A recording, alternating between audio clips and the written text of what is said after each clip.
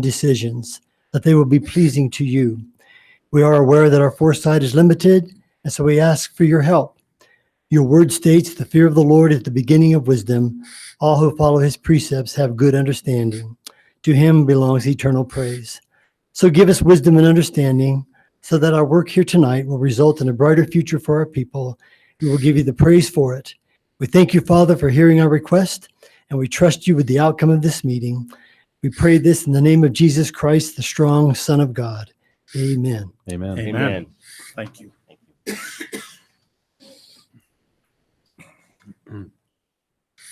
Please stand for the presentation of the funds. House attention. Color guard attention. Color guard advance.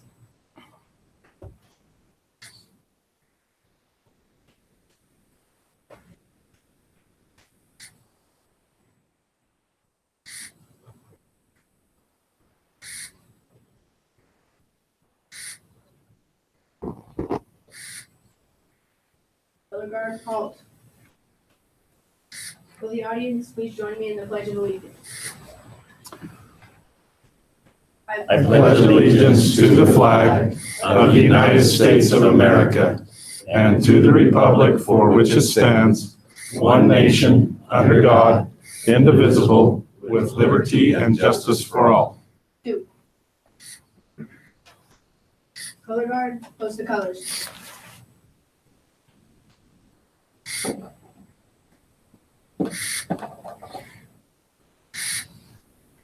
Color guard reform. Forward.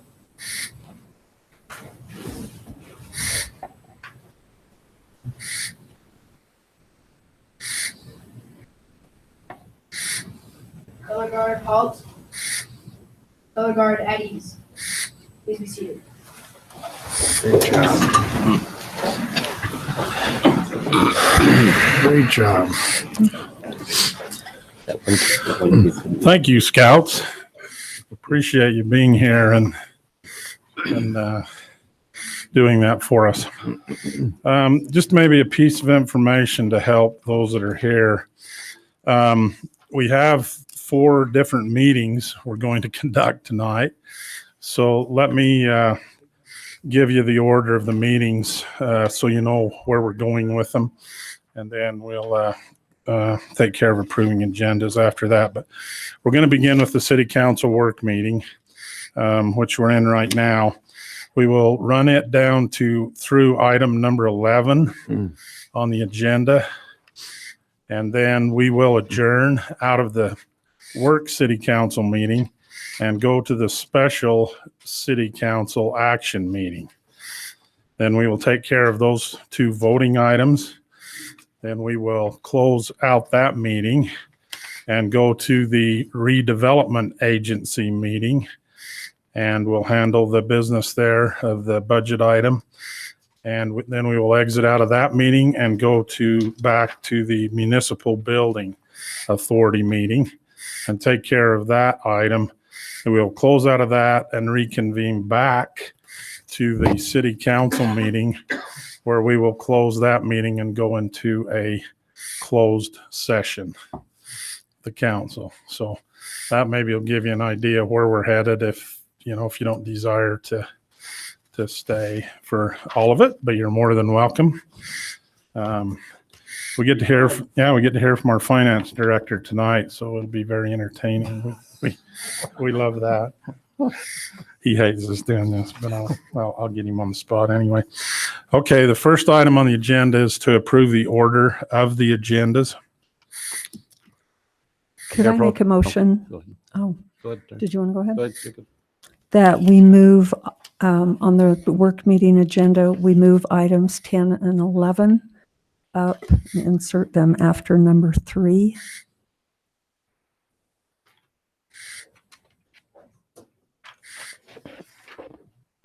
And then everything else is. I think so. I second that motion. Did you want to do anything with that? Yeah, and then can I add to that motion? Sure. And I would like to move, so I'd like to move number 4, number 3 past 11 then, or in that order, just so we have so we talk about the budget after the reason most people are here, so it doesn't just to respect their time. Is that Oh. okay? So do you want to modify that to after 2, item 2? Yes. Yep. Thanks. All Good right. suggestion. So moving the budget hearing after items 4, 10, and 11. Oh, you want to do 4 up there also? Yeah. Okay. Yeah, so it'd be 1, Yeah. Keep 1, that- 2, 4, 10, 11. Okay, that works. Try and keep that all straight. Okay. So 1, 2, 4, 10, 11. Okay. Any other modifications? That Okay. second stands. Second. Okay. All in favor? Aye. Aye. Okay. We'll move into the administrative agenda first with mayor and council business. Mayor's gone. I don't have any mayor business. I'll pass. Council, do you have any items you'd like to bring up at this time? Okay. All right, staff, any comments that you'd like to bring up? See Wade on the run here.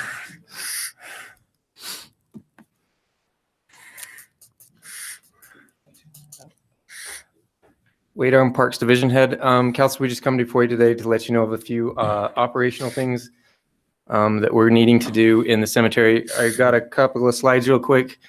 Our cemetery trees, mainly the elm population, is pretty old. I had the state urban forester for our area, his name's Daniel Allen, come do a tree assessment of our trees. The reason for this is we had a couple of them being pruned, and the tree company that was doing it, he got up in the top and he found a couple of trees that were pretty decayed. If you look at these pictures, we have a couple of large cavities in one, or in a couple of them. Here's some more. Lightning strike was in one of them. Flux, old breaks from previous storms where they're just not healing quite right. And so he came and did an assessment of the entire population of the trees. He come to the conclusion that in his report that the entire population is past its mature age, so it's they're on the decline. That's why we're getting some of these things in there. Out of all those trees, the 40 trees that he assessed, 8 of them, he's needed a level 2 assessment where he actually got up in the tree. It looked pretty bad enough from the ground. He climbed the tree, got in there, and did a little bit more assessment. In short, the assessment is that these trees are on the decline, and so instead of, they'll last a little bit longer, but we should assess the worst ones, take them out, replace them with other trees, and do it as a 10% a year over the next 10 years. So that would be about 4 trees a year, taking them out, replacing them with other trees. And the goal is by the time those first ones that you planted 10 years ago, now they're taller, they're more mature as you take out the last ones. So we're going to do this every year. We had them already assess these ones, 1 through 8. The worst ones that he suggested being removed, if I remember my notes correctly, was 3, 5, and I think it was 8. So these ones there was a lightning strike in it. He said it looked like there was enough decay in them that to really go into it, you'd have to do a further assessment. But in the end, it was more likely that the tree would need to be removed. The trees that we would be replacing them with is a catalpa. This species is actually already in the cemetery. There's a few of those already in there. They've done really well around the town.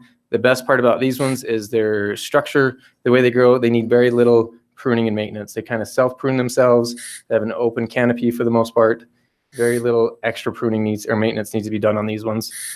Sterling silver linden. These are in our grove. It gives a little color to our cemetery instead of just the elms just go straight brown and drop their leaves, as well as called a tulip tree. That's a nice, pretty color. These ones are actually fairly large. They'll get about 60 feet tall. So we're going to slowly replace these trees with new trees, and this will be a long, drawn-out process. We just want to make sure you guys are aware of that. So when you're driving by and you see a tree coming down, you actually understand why. That's it. Thank you. Okay, Thanks. thanks, Wade. Wade, just a quick question. In addition to the trees that you'll be taking out and replacing, are you be planting any additional new trees in the cemetery? There is still some trees that we're trying to put on and some of the around the newer sections, mainly along the new cemetery building and on the north end of the cemetery that goes along the storage units. Right. That side's kind of bare. We planted a couple last year. We'll continue to add trees to that. You'll probably see an increase in our urban forestry budget to make sure that we can take care of this as well as keep up with the rest of the trees in the city. Thank you. Thanks, Wade. Okay, any other staff comments? Nope. Okay, we'll move into our public agenda.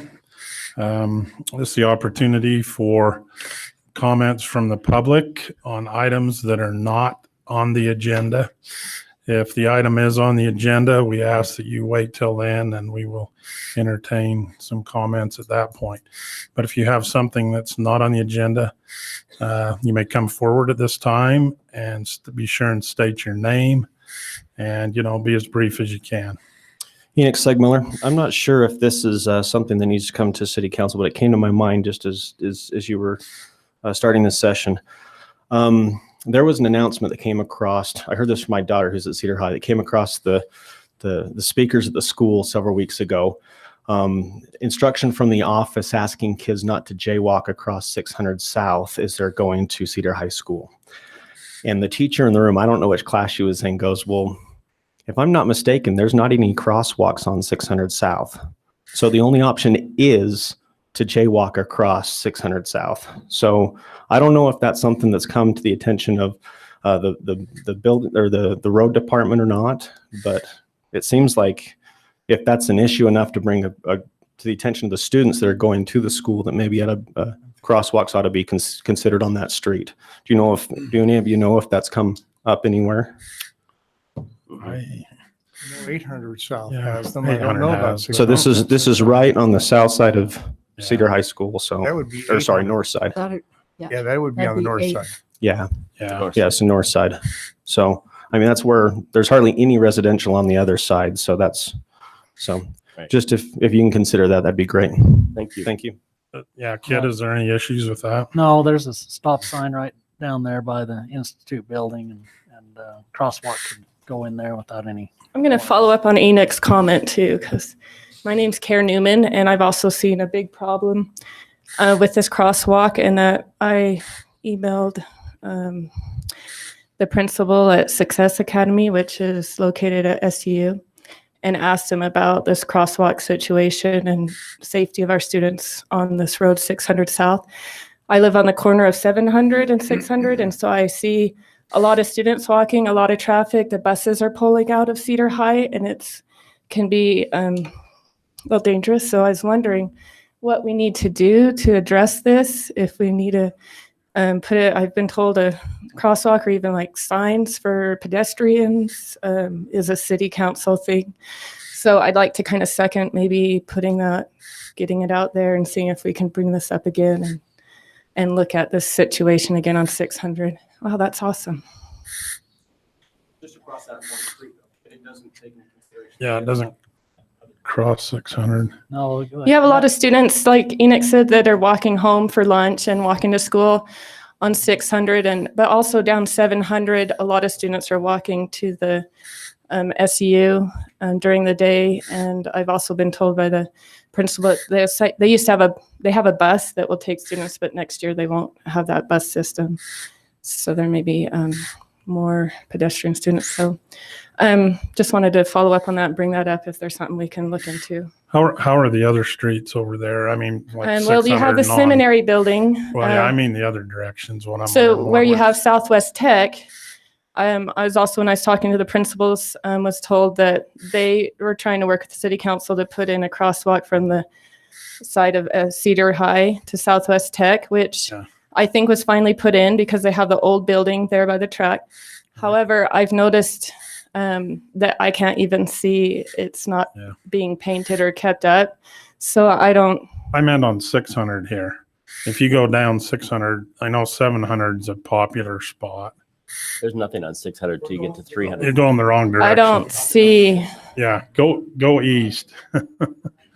Go east to the right there where, There's nothing. see, well, there isn't any there. And I'd say you have a 700's lot of busy. students crossing 600 by the seminary building and maybe across 700's from busy, 700 I've right seen here. And that little street is where the buses come out, right here at the bottom of the screen. Right. And you have turning, and then you have the high school traffic coming up and down that street. And so students will sometimes go up to that driveway, which is my driveway, and cross from there because they don't want to get in the buses way that are turning instead of crossing at the corner. And so it's just a situation I think that was for the safety of the drivers and pedestrians that needs to be looked into, because right now we don't even have any crosswalk signs, any school signs, anything on that street. So are you talking about crosswalks across 600? Yeah. Yes, or even Yeah. a sign or some kind of. The problem with that is it's an uncontrolled intersection, and you know the traffic code can really only allows crosswalks at controlled intersections with stop signs. So, I mean, you can do special studies and try to warrant it, but that's the general rule of thumb. You can only put them at stop signs. What about some signage in the area that says You school could kids, put signs like that could be put up. feral school children running all over the place? And it could be, you could even put a reduced speed zone in there that might. Is there, can you go down to 4 South and look where the SUU crosswalk is that has stoplights?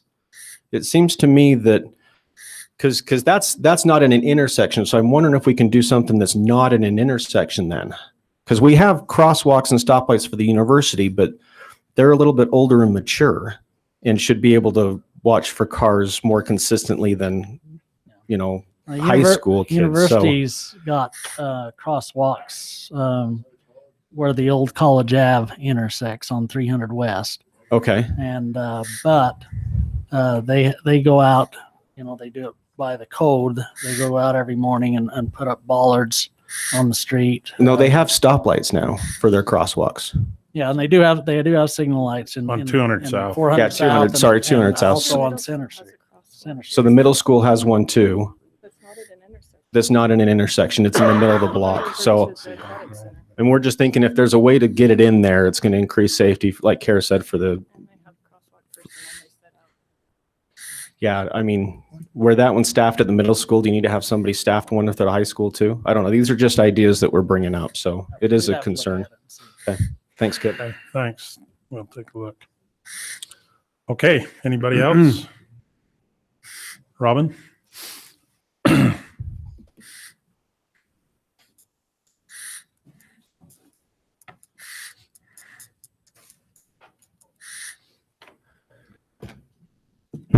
My name's Robin Haight, and I'm here as a member of the community and from Cedar Knolls and Interstate, but I've lived in this town for going on 60 years, and I've walked from down on the other side of West Side Grocery on 700 West up to Cedar High School.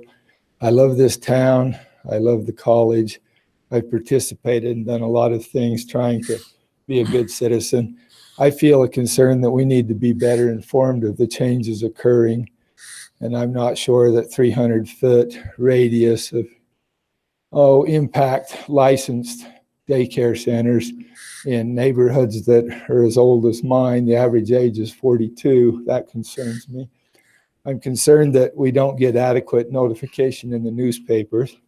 The Spectrum, if you check the number of issues they put out now, it's greatly diminished. So watch out for that. I was just asked to help recently by some concerned neighbors. So I'm kind of the watchdog of the neighborhood in some ways. You might want Kelly Esplin to check on me and make sure I'm behaving myself. My wife told me to be nice, so I'm trying to be nice. Some of you know I have tougher moments. Some of you might not know that yet. But I want to do a couple of things that are different that might surprise you. I'm grateful for the pond on the hill to take my grandkids to. I don't know whoever did that, but that's been fun. We've been up there about 14 times in the past year and a half. And I love that situation. So somebody's showing some good thought. We caught catfish. They have some nice trout in there. And on occasion, you hear of a big spawner that's put in there to make young minds do fun things like go fishing with grandpa. So that's a real positive. Another thing is I'd like to pay tribute to a good friend of mine. I went to dinner at Denny's last Wednesday and went to Denny's because we had a family dinner there. We were going to go to Panaca and see what they had out there. We were on our way, but then that snowstorm threatened, and that was a lot of snow. That's tough on our neighborhood and travel, and people that don't know how to travel in it. It predicts 3 to 5 inches, and we got 10 to 12 in our neighborhood. That's dangerous. People don't know how to drive in it. That's who's going to get hurt or killed. And I was sorry to see one person, 50 years old, got killed out by Burl. So we were headed that way, but we decided to go to Denny's for dinner, and that was most enjoyable. So my wife had to teach or work because it was Martin Luther King makeup day. And I went to Denny's and I ran into some good friends, and one of them was Steve Lunt. And I'd like to read just 1.5 minutes of tribute to that man because he showed greatness that I don't think everyone totally appreciated. Would that be appropriate here? Sure. Okay. Yeah.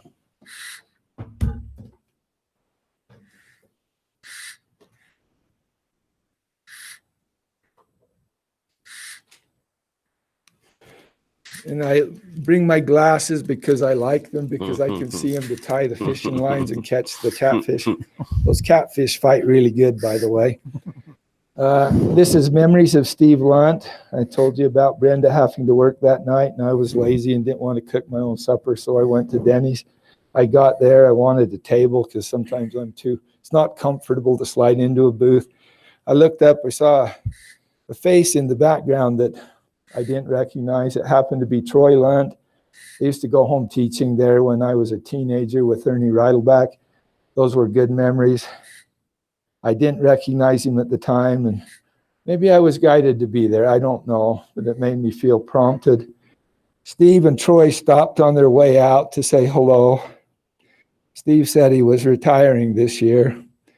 Said he had been coaching for, I think, 46 years is what he said, at different schools. And I knew him when he lived on the north end of the college, and then he moved up to the south end. And all the years he worked for the college and represented good things for our community, the college and the people from Cedar and those that moved in. I told him thanks for the memories. I was glad to be able to shake his hand. And he said, I keep track of you. And I believe he did. He said, I'll be watching you. I believe he will. And he always made you feel like you had something good to live up to. And then he was gone. The next day, I heard that he had passed away that night. And this tough old fellow, whatever you think of me, shed some tears because he was one of my heroes. I liked him. He represented what I believe is best about this town. So anyway, if I were to pick heroes in my life, Steve Lunt would be one of them. I'm going to miss him until our paths cross again. May I go where people like him reside. Men of strength, courage, intellect, a love for athletics, and former athletes who measured people by their heart and their soul.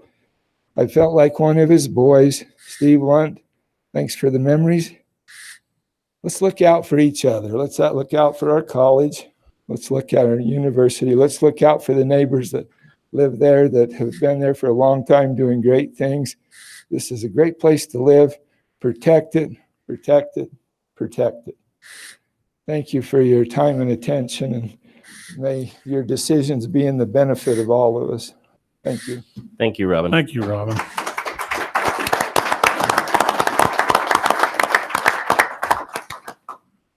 It's probably a good thing you didn't make it to Panaca. There's not a lot to eat out there. We were taking a lot of food we like to eat. Oh, all right. Yeah. The internet That's marvelous. Thank you. That was nice. Steve was those of us that have been here in Cedar for many years, he's an influence on us, definitely. Is there anybody else that would like to public comment? Okay. Hi, my name is Randy Whitelaw. I've basically been here about 36 years, and I'm pretty new to this, so I'm not sure if this is the right forum or not. I was just at a Board of Adjustment meeting yesterday and just kind of caught off guard that our residential zones R1 seem to have some pretty lenient rules about allowing businesses in an R1. And so it just had me some concern. It made me do some research today, which was good, but I found out with the R1 zoning, a home business can be ran relatively easy. There's 13 steps to go through. And I was just curious on that process. It seems to be our R1 zones are slowly dwindling, especially in the established neighborhoods, and it has me concerned. The whole reason I built in an R1 was to make sure that I wouldn't have a business right next door, which is about to happen at the opinion of the Board of Adjustments. And I just wanted to read a couple of the, this is actually off the website today, section 26(9-4, there's special exceptions. And one of them in here that really has me concerned is item 9, which says at the opinion of the Board of Adjustments, they can issue a business license if the activities are not contrary to the objectives and characteristics of the zone. And so what I get from that is the Board of Adjustments, just a handful of people, are now at the opinion of what best reflects that neighborhood, not actually the neighborhood itself. We were a very limited time yesterday to discuss any concerns and actually understand what the business was. I actually discussed with the potential business owner after and learned a great deal. I have nothing against the business. I hope it succeeds. I just don't feel that it belongs in an R1. And it has me concerned that it's at the opinion of the Board of Adjustments what is deemed okay for the neighborhood without consulting the neighborhood themselves. The other thing that is there is the off-street parking. This is item 10 in that same article. It says the applicant shall submit to the city's building and zoning official a site plan of how the parking will be accommodated at least 5 days prior to the Board of Adjustment meeting. And so they're supposed to allow parking spots for their potential employees, which shockingly can be up to 5 employees in a residential zone or in an R1. And I know that there was no plan submitted because the Board of Adjustments actually were giving suggestions to them about how they could work out the zone, such as, oh, you could widen your driveway here. And they pulled it up on the satellite and said, oh, look at the backyard. You could put your parking spots in there. So they were coaxing this potential business owner how to lay out their land without presenting it prior to the actual meeting, which was supposed to be submitted 5 days prior. It was not. Luckily, it's tabled for right now, but my worry is that with the coaxing of the Board of Adjustments appear to be solely on the best interest of the business and not the best interest of the R1 neighborhoods. And I just have a really big concern about that. I don't know how this works or if this is even the place for this, but I just figured I'd bring that up here because I feel that all of us should be aware that our R1 zones are slowly dwindling, especially when they're at the opinion of the Board of Adjustments. And when it comes down to the opinion, typically that means if the city's going to make money, then the opinion will be swayed in favor of the business and not the homeowners. And if we push these R1 zones to the extinction that they're going, then what do we have left in our city? You know, a bunch of business complex, and it pushes people out looking towards Enoch and Canara and that. And so we're pushing our R1 zones out. So I just wanted to bring that to everybody's attention. Thank you. Thank you, Randy. Okay, is anybody else would like to address the council this time? Tom? Good evening, Tom Jett. In following this body for many years, I've seen a lot of very interesting discussions and very intriguing, and where there's been a lot of input from the public and the council and city leadership. There's been quite often quite contentious relationship between some and based on issues that have come up. Well, there's an issue that the city council and some in this community have been working on for the last approximately 4 months. And I want to just say thank you for the level of civility that has existed during this. There's been different opinions. There's been compromise. There's been give and take. Not everybody's getting what they want. Not everybody's going to agree. But most important is we've kept civility and kept personality and kept personal attacks out of this issue. And I'm referring to parking near the university. So I've just watched this and I've compared it and contrasted it to some of the experiences I've witnessed before. And it's very neat to see that, how the system really should work without beating on each other and being mean about it, trying to figure out how we're going to, work something out. Again, not everybody's going to agree, but it's been civil. And I applaud all the parties that are involved in watching this. So thank you. Thank you. Okay. Anybody else?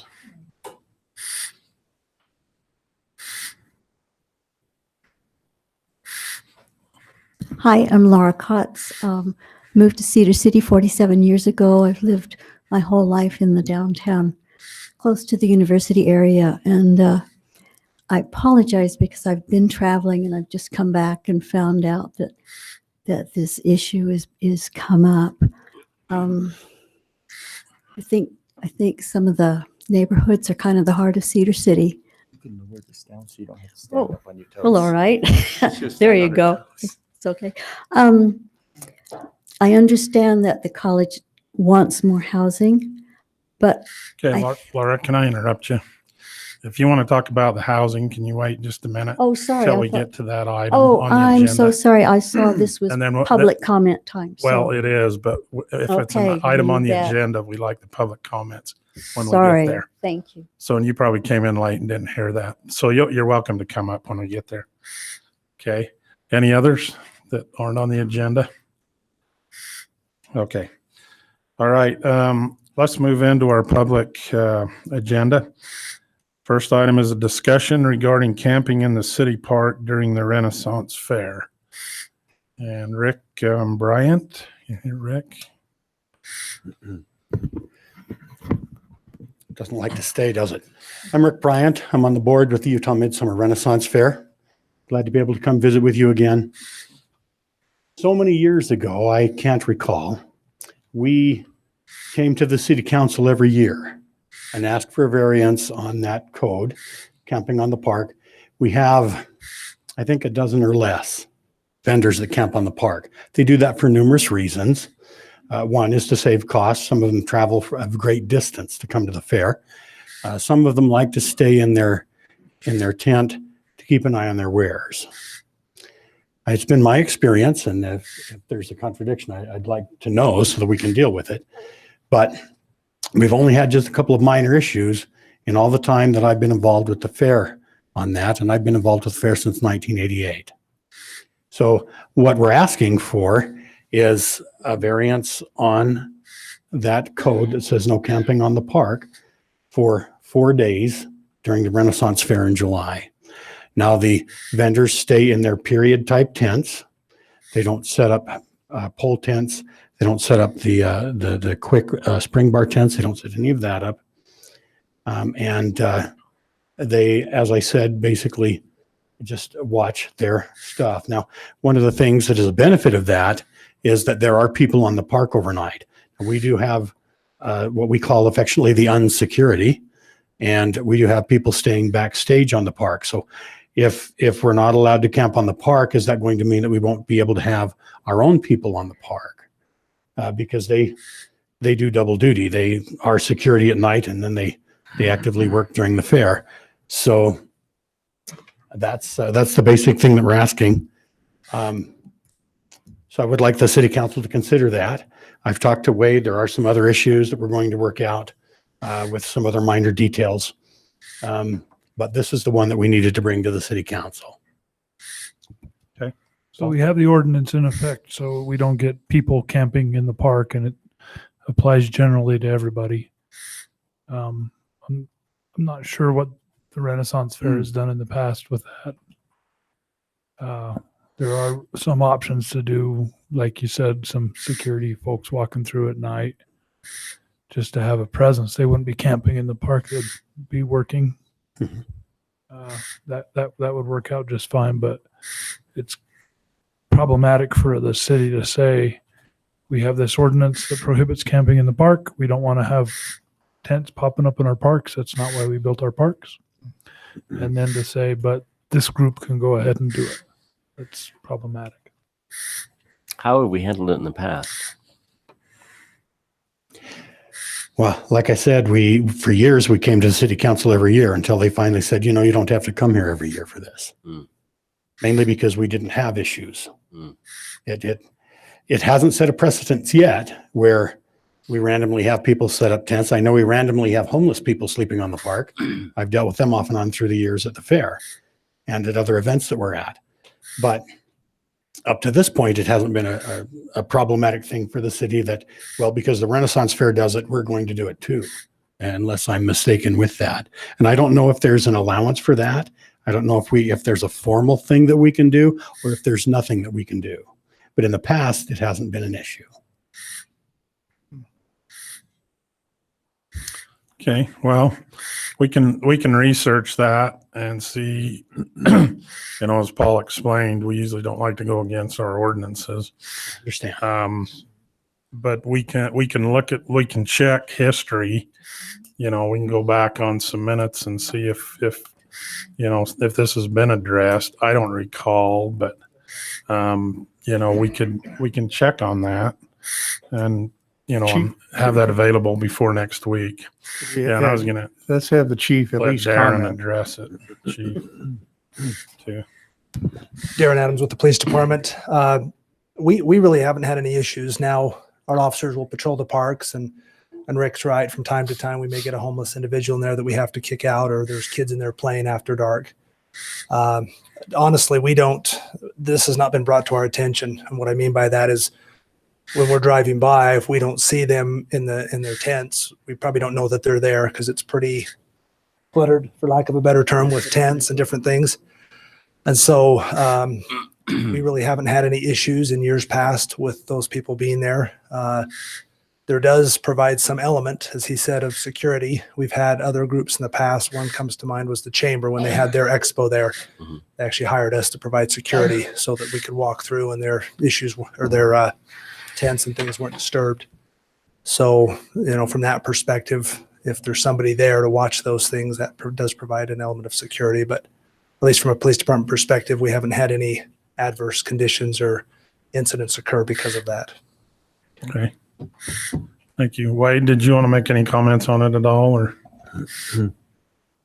just give you that opportunity as the no? Okay, that's fine. Okay. I just wanted to let you if you wanted to. Okay. All right. Anything else on that, or we'll move it on to our next Just meeting. the next item, I guess.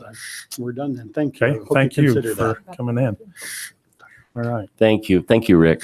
We'll put that on a regular agenda so we can discuss it next week.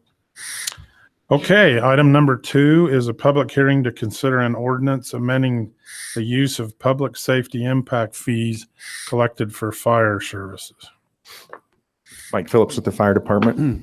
That's for the mayor. She's watching. So back in 2011, the city adopted an impact fee facility plan. The purpose of this plan is to outline how the city can use impact fees. One component of this plan deals with public safety. So that kind of divides up where these funds can be used both for the fire department and the police department. Under the fire department, it says that we can use these fees for facilities, so fire stations. But as time has gone on, the city has grown, more hotels, the industrial area has increased. Due to this growth, there's an increased need to have a little more flexibility on how we use these impact fees. State code says that we can use them not only for facilities, but also for fire suppression vehicles that are over $500,000. So the proposal today, or the purpose of the ordinance, would be to amend the city's impact fee facility plan, saying that we can use these fees not only for facilities, but also for these suppression vehicles. We would just need to update that in order to make that allowable. Okay. I think this is an important thing as our community continues to grow, and as long as we're following state code and we have the ability and the impact fees, I support it, and I think we should move it on to the agenda. All right. Thank you. That is the best presentation you've ever given, ever. Thank you, Chief. We had gold Okay. stars. We would give you. This is a public hearing, so we need to open up a public hearing. If you'd like to make any comments regarding this item, Oh, go ahead. you're welcome to. I would just like to make note that the business plan that the fire chief has put together is in full force and is functioning very, very well. He went out and used equipment during the summer that would have otherwise been idle and used it to help generate revenues fighting fires elsewhere, and has generated a fair amount of funds. I won't pick a number. I know you gave me one, but but it was a very fruitful, that's a horrible thing to say, fruitful fire season. It was for our fire department, and that business plan is working very well. So we can stay ahead of some of these things that we need, large pieces of equipment and other things. So I congratulate you, Chief, on that. Do you have a comment? No, go ahead. Okay. All right. Any other comments on this? If not, then we'll close the public hearing and we'll put this on the regular agenda for our next meeting. Mr. Mayor Pro Tem, before we move into these other issues, I just wanted to, I would like to disclose that I have a family member that owns property in the zone we're talking about tonight. Just want to make that clear. All right. The next item we're going to go to is item number 4 on the agenda, which is to consider an ordinance creating the SUU housing district. Aren't we doing item 10 first? Yeah. We were doing 10, 11, and then 4. Oh, you want to do those first? Yeah, sorry, Oh, Ron. I sorry, might I have thought you put 4 in ahead of them. I had them after. Sorry. Okay, let's go to 10 first. I got so many arrows on here. Okay, let's go to item number 10, which is to consider an ordinance amending the rental business license ordinance and application. Tyler. So since October of last year, especially with this new proposal zone coming through, there's been a lot of concern with parking. So as the city council and the mayor have talked with me individually, I've been given some direction on how to try to tighten the parking laws in order to give a little more teeth and a little more enforcement of what's going on citywide. So in order to do this, there's 2 ways in order to deal with this. There's the criminal arena, and we already deal with that. If someone parks in front of a fire hydrant or legally parks in a handicap lane or something like that, that vehicle can be ticketed. The second way, and this is my proposal to the city council, is to adjust our business rental license requirements. So our business, anyone who has a rental, whether you're renting out your basement or you're renting out an apartment building, is required to have a business license. This business license, the changes that I've made, is when you came in and applied for this, you'd need to identify your building or buildings, the address of the building, the number of units in that building, the number of bedrooms per unit, the number of parking stalls that are included in your building, and the number of tenants you currently have that have a vehicle, and then if the rental complies with the city ordinance. So when filling that out, they would certify that all these conditions have been met. On the back of that page, then there's another certification where they would initial that they not only meet these requirements, but they're also current with all local, state, and federal law, and that they are not exceeding more than 4 unrelated guests per unit. So a lot of the parking issues, and I guess it depends on where you fall on this, but I believe there are parking issues that are dealing with specifically with homes that are being rented out. And they're being rented out to 8 college kids, and 7 of them have cars, and they're parking in the street. The purpose of this change to the rental business license is so upfront when the individual comes in, the owner or the agent comes in, right then they're educated on the requirements to do a rental. So at that very beginning of the process, they would know the standards. And we would then be able to weed them out saying, yeah, you comply or you don't. I mean, you need to make these changes. The second component of this is the enforcement side. If a complaint came in later on and said, hey, there's way too many vehicles here, or, I just saw 6 bunk beds moved into this single layer home. Something's going on here. The city can then pull this rental business license, see what the owner certified what was going to go on in that building. And then we could then investigate and make it a little more easier to prove that they're in violation of city code. How the ordinance is currently written is the first time we see that there's a violation, the owner would be given a written warning. We put that in there because I'm sure most of us know some knucklehead freshman that, does something stupid when they're parking their vehicle their first year at college. So we're going to give the owner a 1 pass. I believe it's, if they're cited 2 through 5, it's a $250 fine per incident.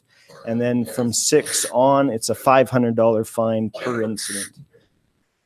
After you get into that 6 and onward, there is the ability that the business license could be revoked or suspended. So again, the hope is the education component and the enforcement component gives the city a little better opportunity to control what's happening on the street citywide.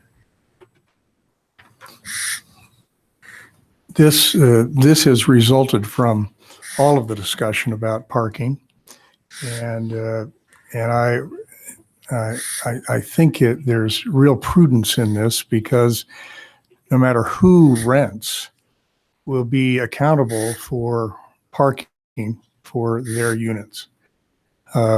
Even in the context of this item 4 that we're going to discuss tonight, if someone builds an apartment, if they put in whatever number we end up with, 0.7 stalls per room, 0.75, you pick a number. Yeah, I know. But that's no change. But my point is, then those that are building them are the ones that are accountable, and they're taking ownership of the fact that they're putting enough parking spots in that apartment complex to accommodate those that will be there. And I'm in full support of what Tyler has come up with. My only point of difference would be 6 citations at $250. I think that ought to amp up a lot faster. I would agree with Councilman Isom. I would agree with you. I just think that if we're going to enforce, we need to enforce. And so if we give them a warning and we give them a first citation at the 250, then I think everything after that ought to be 500 plus. That's my opinion. Apparently, I'm good with that too. Do we need to do that? Do we need to make that in a motion? We'll act on this next. Probably. Yeah. Well, at this very next meeting. Yeah, the next meeting. Okay. Yeah. So we just need to remember to put that in the motion. Yeah. But that's, like I say, I think that really helps with a lot of the parking issues that have come up in discussion these last 3 months. If there's general consensus from the body, then we can make the change between now and next Wednesday. Well, we're voting. Oh, is it? now. Oh, it's Between on for now vote and a tonight. I'm sorry. half hour from now, or We'll make the Coming motion. up. I also have a question, though. It's a question of enforcement. I just want to make sure that I think this is really a step in the right direction to help protect some of this. And I think, again, I appreciate Tyler's work on this. I just want to make sure, do we have the ability then to follow through? And as someone mentioned in one of our earlier meetings, this is going to be a complaint-driven ordinance because we have to hear from neighbors when there's violations. There's no way that our police department can be out there and know who's living in every single room in every single apartment. So it's going to be incumbent on all of you people and the citizens of the community to help us enforce this and make sure that this can be carried through. So I think that's really important. Okay. I'd like to just, as far as the parking goes, I'd like to bring it, I brought it up last time, but I think, and I've heard some that want to move to a permit parking around the university, but I think we need to be careful about that too, because if grandma comes over for Sunday dinner, she can get a ticket. If somebody comes to visit Shakespeare play and parks, south of Center Street on 200 West or north, and they come to see a play from out of town and they're unaware and they get a ticket, I'm afraid those patrons may not come back. And so that's what worries me about going too far with the parking. But I like what you've done, Tyler. I think it's good. Okay. Well, it certainly addresses the issue of parking around housing. Okay. Well, move it on to our next agenda, but next meeting. Okay. All right. Item number 11 is discussion on parking enforcement in the vicinity of SUU.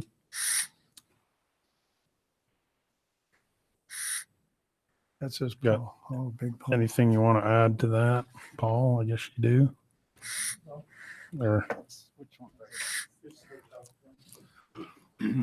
wanted to run through the PowerPoint real quick, not for you guys, but for all these folks, if it works.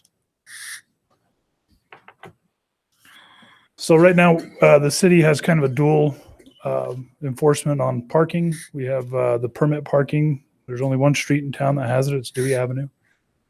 We have police enforcement, and we do some enforcement by way of complaint on housing units currently.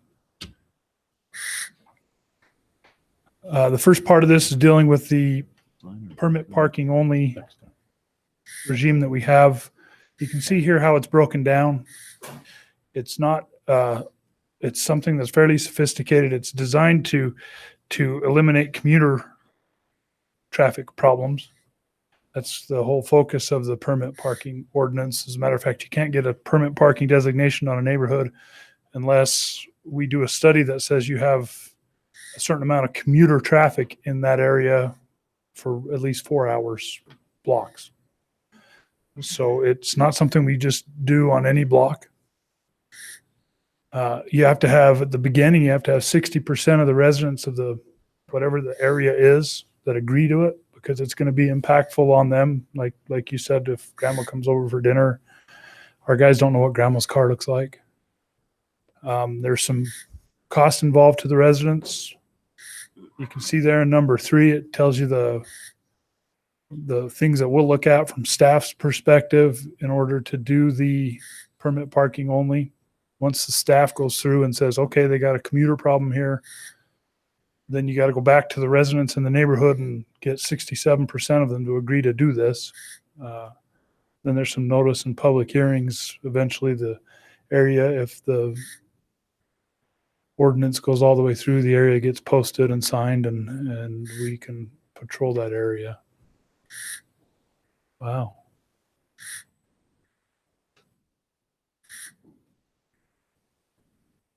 Some restrictions on the permit. You can't transfer them, so you can't buy them for your VW and put them in your truck. They're assigned to a certain car or a certain vehicle. You get 2 permits per dwelling unit. So if you and your wife have 4 teenage kids with cars, that's problematic. But again, these are just parking on the street. You can park all you want on in your driveway and in your garages. You have to put them in the rear windows, and you can get a 30-day visitor's permit, but I can't see where we've actually issued 30-day visitor's permit on a routine basis. From 2009 to 2017, we've issued between 1 and 3 permits per year for that Dewey Avenue area. That's going back to our financial records and seeing how many we sold. So it's available but not often used. It's kind of what that tells me. It's not all the residents are using it. Maybe they're parking in their driveway. I don't know. But But this, we don't sell a lot. This is per ordinance today. That's today's ordinance. Nothing we're doing as part of this meeting. Right.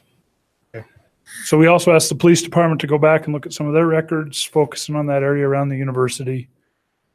And these are the types of violations they see. They see the permit parking violations, cars too close to the sidewalk, cars in the intersection, blocking a fire hydrant, parking in the roadway, and in no parking areas. Those are the types of citations they typically issue.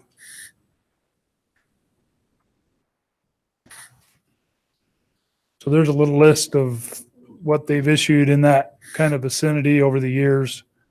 You can see that it varies. The majority of the enforcement they do is along Dewey Avenue. The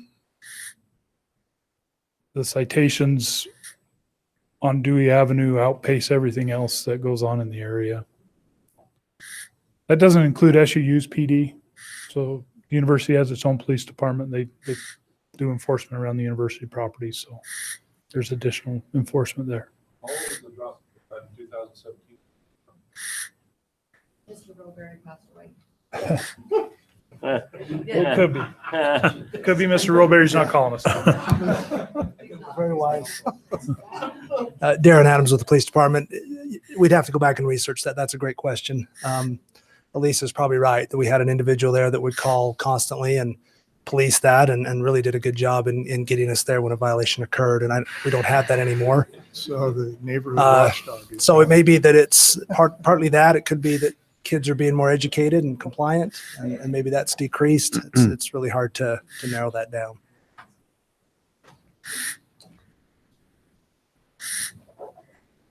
Thank you, Scouts. So we also looked at what it would cost the city to do additional parking enforcement in terms of personnel and equipment. The upfront cost would be about $96,000. That would be to hire one personnel and purchase the necessary equipment. That cost wouldn't be static over the years. The bulk of the cost is salary and benefits for the individual.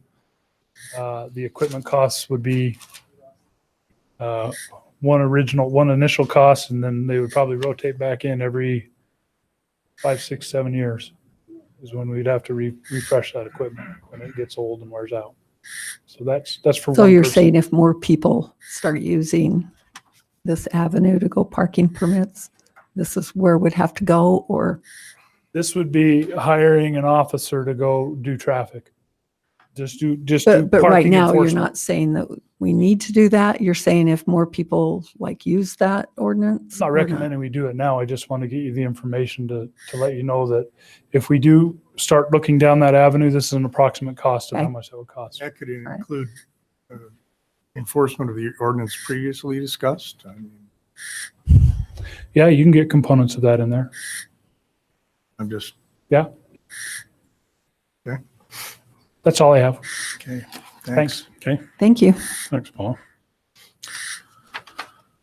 Okay, now we will move to item number 4, which is consider an ordinance creating the SUU housing district zone. And I know there's probably maybe some people here that would like to address this. We would encourage you to keep it extremely brief. And if you have something new to the discussion, in other words, we've had 8 meetings on this particular topic, and with the 2-week break we had, we got another input from all of the public in another meeting after we had kind of created the 2 different options. So we got all the input on that before it came out to the options tonight.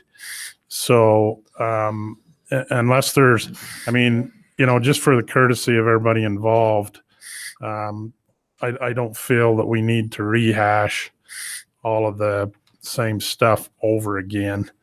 But you're welcome to, if you have something new or a question on some of the new outcomes, and we might maybe the best thing, I don't know, do we have that on a slide, these two options at all? Or do you want to, Tyler, would you like to cover maybe what they are, what's included? Would that be the best up front before, anybody speaks? How do you're Paul? So we have, give them the option. yeah, so there's the original SHD zone ordinance that was written. That's the one that we've been discussing for the last few months.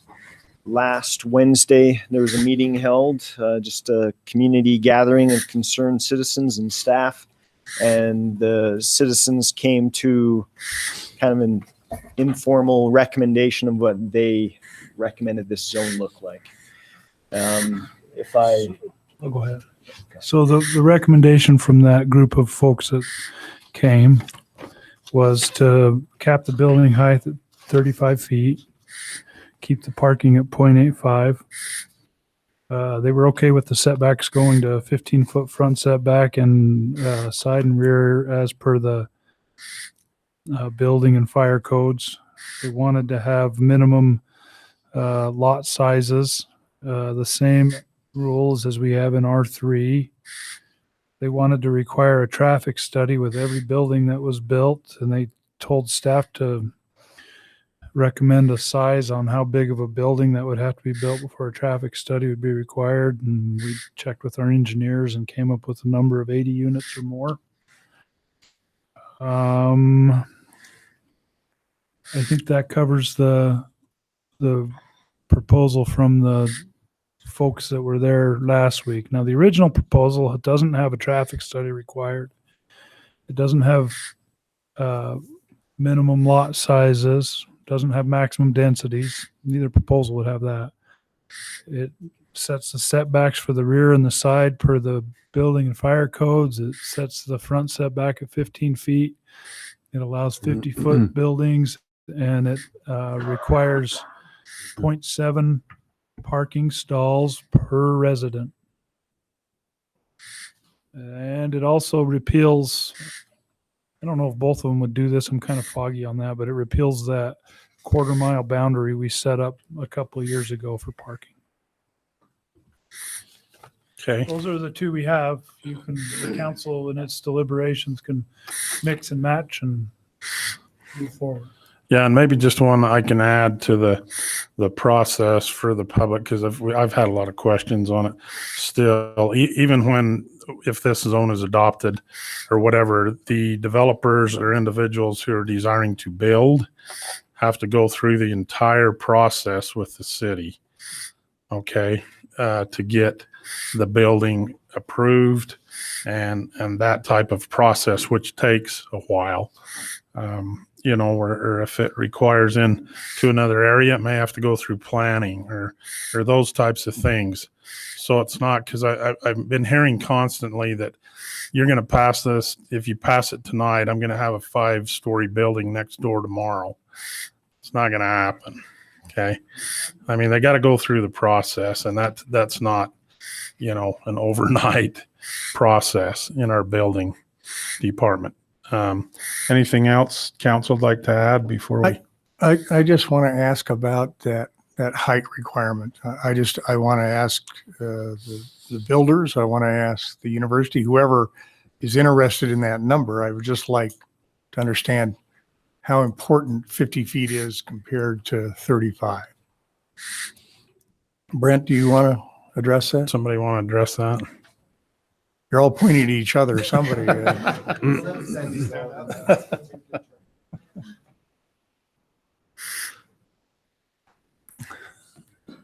Trying to figure out who was going to comment. We just understood tonight wasn't going to be a public hearing, so there was a lot of people that were asked to, whether they should come or not or what, and just so forth. We're going to use this as clarifying discussion. Yeah. Okay, will you great. state your name? Yes, so Spencer Jones. Thank you. The premise behind the 50 feet is that when you look at building construction, the difference between the 35 feet and the 50 feet, you're dealing with an odd number there. So when you look at ceiling assemblies and the structural members that would need to happen between the floors, an example would be is there's a project that is almost complete here in the area, and if you notice that it's sunken down in the ground some, and so the entrances and so forth like that are down lower, and so this would allow to be able to achieve the building height to make it be financially feasible here with the current real estate prices and the construction costs, so that the building doesn't have to be sunk down in. That could potentially, depending upon a 100-year or 500-year event, rain event, which they call them 100 and 500-year, but we've had a few of those here recently, just to avoid flooding and those type of things. And so really, when you look at it as a cost and to be able to make a project pencil, some of those things really need to be done in order for things to be viable. The university, stating that we need to find people's houses, for students to live in. Some of those type of things were sent out in the past just because there's such a great need. And if you look, there's not a whole lot of projects getting built in comparison to the need. I think if you were to ask the staff the number of people maybe that have approached the city from out of the area to do projects versus how many people are actually building them.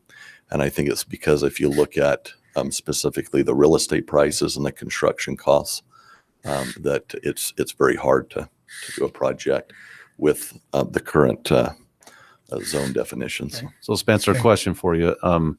So on a 50-foot height, how many, if you did, like most are doing 9-foot ceilings now, how many floors could you do with 9-foot ceilings? So and I'm no structural engineer, however, I work with them every day.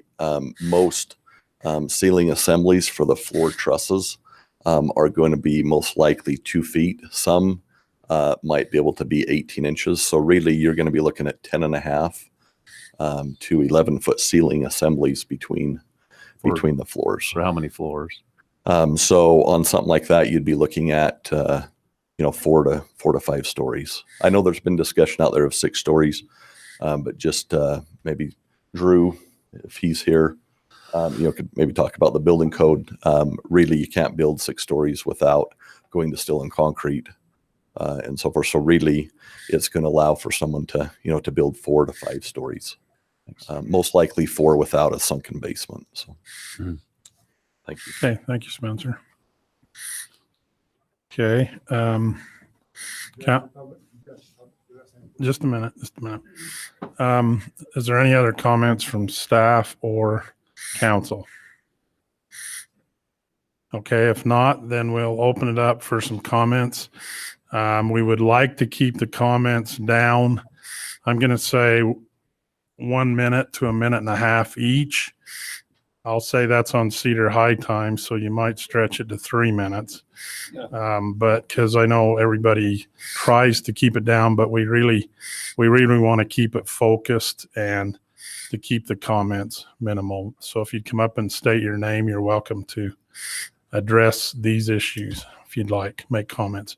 So you can come up now. You were first. Are you going to wave to him? Okay. Go ahead, Jack. No, go ahead. Okay, would you pull that up for me? Dustin Prestwich.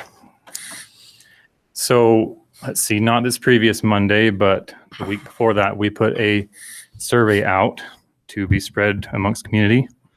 And I was here at the meeting last Wednesday to go through, and we made some headway that way. Anyways, this survey we try to keep it as simple as possible, share some numbers with council here. Do you want me to control this slide-wise? Yeah, you can just, the forward button goes forward, back one goes backward. So I put these into percentages to make it as easy as possible, and I've got the numbers here. We've only got about 140 surveys, responses. It's a little harder to get people to do surveys because it takes a little bit more time. Anyways, by the time I went through and eliminated accidental duplicates, this is what we came up with, about 140. So the people that live within the SHD zone, we got 41 people that did and 99 that did not. And then we went to, do you approve of the 50-foot building height allowance within the SHD zone? And out of all these people, we got 21 people that did approve of it and 117 that did not. Then we went with the parking issue. Do you approve of this 0.70 parking per occupant within the SHD zone? We got 11%.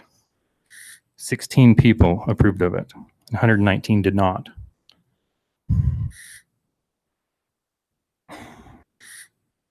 Then we went to the minimum lot size requirement. We got 5 that did. You just went, Oh, I went 2. Sorry. there you go. We got 5 people that did approve of the no minimum lot size requirements and 121 that did not. And then this one is a little bit backwards because we were asking, do you think we should work to protect these historic neighborhoods around SUU from development? 117 people said we should work on that, and 14 people did not. That's a little bit development which way, and we're kind of focusing on these large complexes versus everything else. And then we went with an example. Current zoning allows buildings such as Founders Hall and Gateway North to be built around SUU. We wanted the public's opinion on this, so there are 3 options. These buildings aren't large enough, they're adequate, or they're too large. And you can see the percentages there. And so we had 43 people that said it was adequate, 83 said it was too large, and 2 that said it was not large enough. The last one was asking if people would approve of a building like Founders Hall, but the 15-foot taller, as we're trying to propose here, and the less parking that's currently required from the 0.85 down to the 0.7. And we had 8 people that would approve and 127 that did not. And this is everything kind of there together. To just give you an example, it's kind of obviously across the board. This is the general opinion of everybody. And if you want to look at the property owners, we selected them out. And if I can pull my numbers out right here. Out of the property owners, I can repeat the numbers here for just property owners if you guys would like, or you can just kind of see the percentages on the chart. I want it to keep it short, but.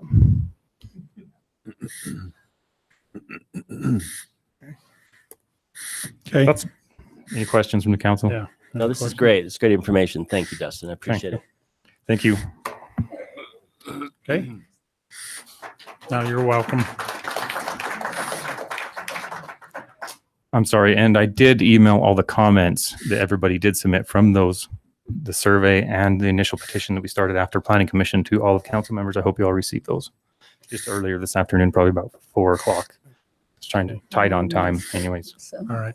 we'll look at it, but no. Okay.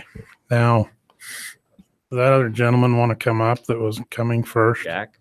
Jack, or This is Phoenix Segmler, just really quick.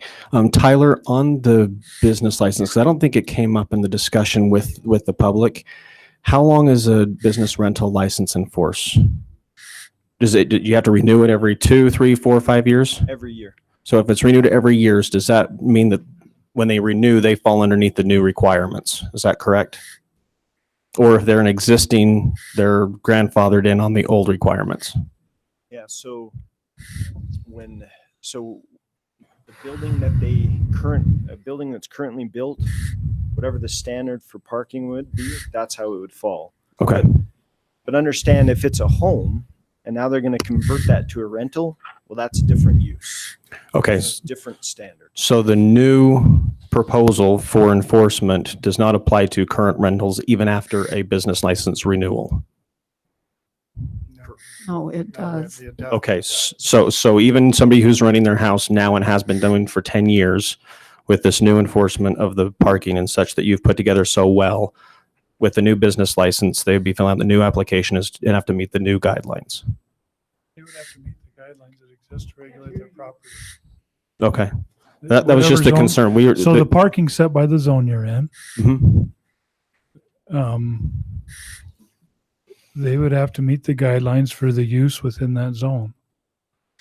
Right. So the question is with the new stuff that's been brought up that everybody seems to agree on the enforcement and everything, the question is, which new stuff? With the stuff that's being added to the business license application, that would be part of the renewal process. Someone's been renting out their home for 10 years and all of a sudden it's changed. They come in, they have to fill it out. Yeah. Yeah, they have to comply with what the ordinance says. Perfect. Thank you. Steve Minor, the meeting last Wednesday was very productive. Thank you for that. You had a lot of city staff that just gave up their time in their evening, and we learned a lot, and they learned a lot, I think. One of the things that Paul wrote down, our city manager, was the talk of maybe looking and taking an honest, hard look at the transit system, which again, I've talked to people last week and again this week because I work a couple of days a week in St. George. Anecdotally speaking, I don't have an actual factual study, but they find that is working. And so some kids from Dixie College are clear over the ridge and coming up. What that does is it expands the sacrifice of the populace out of this red block here into the entire city. Anybody could have a 35 or 50-foot shade over their garden or whatever. And it also behooves us to take a little more time on this. It's been under discussion for like almost a year, from what I gather from the meeting with President Wyatt Friday night. But the That's what populace it feels is only, like, but it hasn't been quite that long. yeah, every night it does. But anyway, apparently the populace, though, has not been that well informed until just the last couple of months or so. So a look at that would involve delaying a little bit. I don't know that it's so urgent that it couldn't, I'm not asking for a year, but maybe a 6-month look at some of these different things. Paul wrote down the transit thing as one of the things to look at. If you vote on it tonight, well, it's too little too late. But if you do take a little more time and look at some of those things that way, a wiser decision could be made. A decision is seldom good when it's rushed into. Thank you. Thank you.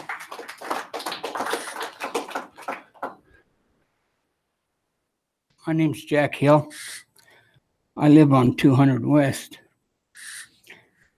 One statement I'd like to make in general, I've been to just about every one of these meetings, and every time I saw something on the screen that listed the issues to be discussed, the last one on every one was residents.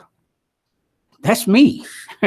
And I was a little offended by that. The last person that got to be considered were those people that have been. I built my house in 78.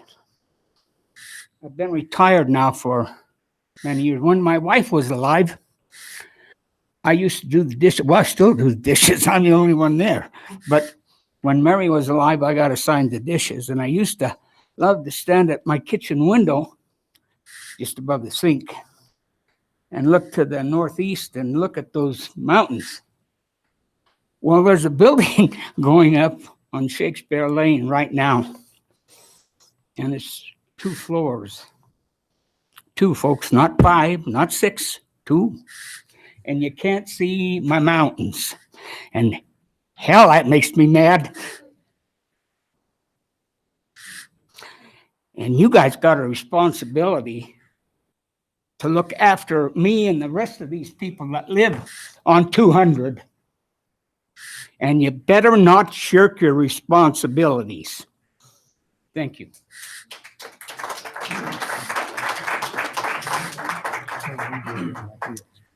Randy Earl, just had a quick clarification. So if the home that's been renting for 10 years, if they come in and get a new business license, does that impact their parking, and how does that change their parking to a new standard, or are they held to the same parking standard that's required right now?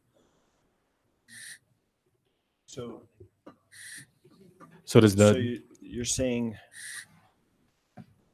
because a home that's been renting is required to have enough parking per city ordinance? Yes. So that doesn't change just because all of a sudden now they come in and get a rental application. Am I understanding you right? Yep. So that parking requirement for the student housing, that the students are living in a home, then they would still be held to that same parking standard of what's set right now. Yeah, we're not changing all the parking standards in all of our ordinances. Okay. The only proposal to change a parking standard is in this SHD, and absolutely nobody's zoned SHD right now. Okay. So if you've been renting that house out for a long time, there's a parking standard that exists. Yep. Part of the ordinance that Tyler drafted is now we're going to educate those landlords on what their responsibility is for parking. Okay. So if it is a home that is within this SHD zone, would that? No, it's already zoned. Everything in there already has a zone. Everything in there, I think, is zoned R3. Yep. So there's existing parking standards in R3 that are enforced today as we sit here. Okay. So The only way they get rezoned is to come and ask for a rezone. okay. Into the SHD. Yeah. Okay. So another quick question and a thought. As far as like Airbnbs, are they required to get a rental business license? Currently, we do not have a ordinance regulating Airbnbs. Okay. Okay.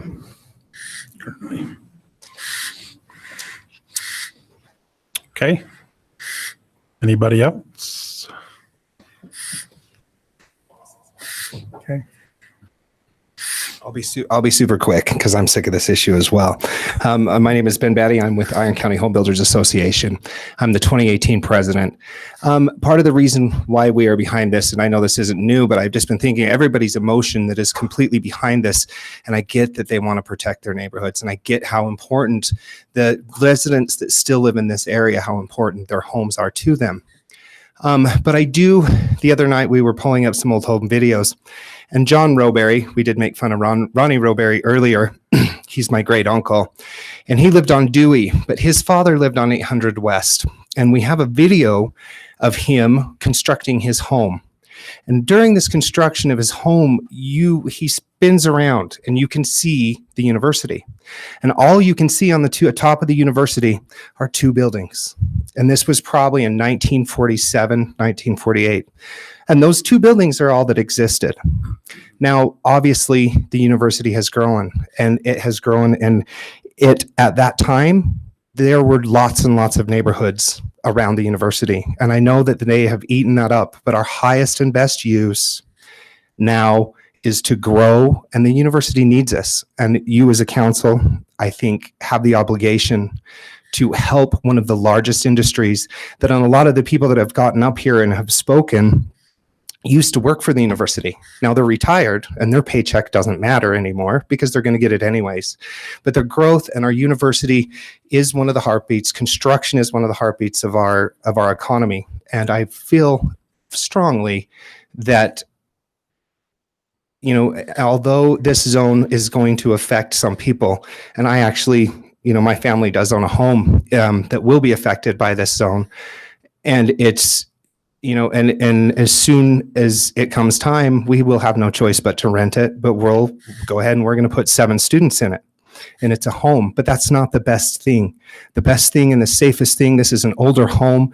It's a home that is, it's 1950s construction, and a better situation for the students. If I was sending my daughter to school, I would really, really rather her be in a safe, fire protected, newer building with fire sprinklers, with all of the safety, so that when, if something does happen, she would be safe. And this zone will create that. And, so home builders and the university, they need you, and they need you to do the right thing. Ben, make sure you get enough parking spots for those 7. I do. The grass is going to turn into a great big. I know, but even I won't. I had to say that just because. But I don't know what else. What are we going to do with Grandma's house? She's almost done with us here on this earth. Anyways, I know. But Hey, what Ben. else are we going to do? That's what's going to happen to everything. Hey, Ben. Yeah. No more than 4. 4? No more than 4. That's part of Is the that the education ordinance? process. Do I have to apply? See, this is the thing. Do I have to apply? Should we just fine him now? Yeah, Yeah. just find Go ahead. I'll give you my address when we're done. No more than 4 unrelated. Council members, my name is Janet McCrae, and I would like to ask you to take further time to consider this. One thing about concentrating all of the student housing around the university is that it could landlock it, so that when it grows in the future, as President Wyatt said on Friday night, might grow to 25,000. The university is landlocked by residents. So then the academic buildings become the satellite campus. And so I think we just need some more time to think about this. And there was an article in the paper today about St. George, Dixie State, and the city are having to build an underpass under I-15 to deal with the traffic congestion that has been created with the rapid growth of Dixie State. So I'm just asking for a little more time because I think there are so many ideas that people have come up with in these meetings. And one of them might be satellite residential for now with shuttles back and forth. Thank you.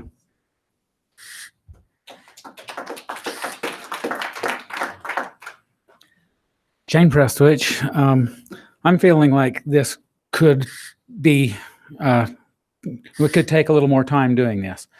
And I know we've listened to a lot. It's been over and over again, but us as citizens have been here in the past over and over again, specifically 2 years ago, and there was a parking issue that came up more recently than that. And we spend a whole bunch of time and the issue gets thrashed out and it got lowered clear down to 0.85. And then in a relatively short time, here we are again. And it's all being rehashed again. And I don't think, I mean, Craig talked about looking at the future. And I think we really do need to look at the future. And I'm thinking, I've heard that the new gateway building, the water main wasn't really large enough to supply the sprinkler systems. And we talk about safety of these old houses, and I'm not sure, and maybe that was not an issue, but my point is all of this area, the infrastructure is not in place for all of these large buildings. Are we going to have trouble with sewers and water mains and everything not being sized properly? A very good point was brought up just very recently. If the college does need more land, are you going to be tearing down now these great big new apartment buildings instead of old homes to build things? It may actually hamper growth. And one more issue I considered was if us as a town, if we need to supply more housing for the college, why is it imposed on a few residents? Why don't we open up the Cove and all the other areas to housing? Because up in these other areas, there's lots of street parking. It isn't such a problem as it is down in these older neighborhoods.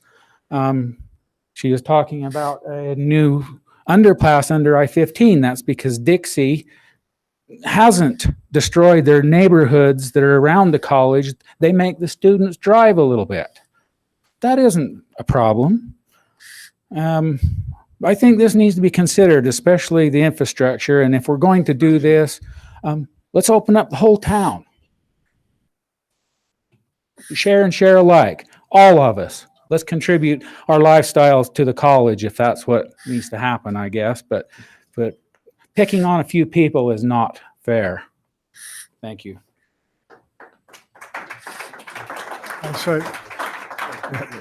I saw Brent twitch when I'm he- sorry. when- Brent Drew with Levitt Land, and I just wanted to make sure as we're discussing this, the water in the area was insufficient, but we put in 75 feet of an 8-inch line that we do not use solely for our apartments, but every one of our apartments has passed the pressure test with the fire department here.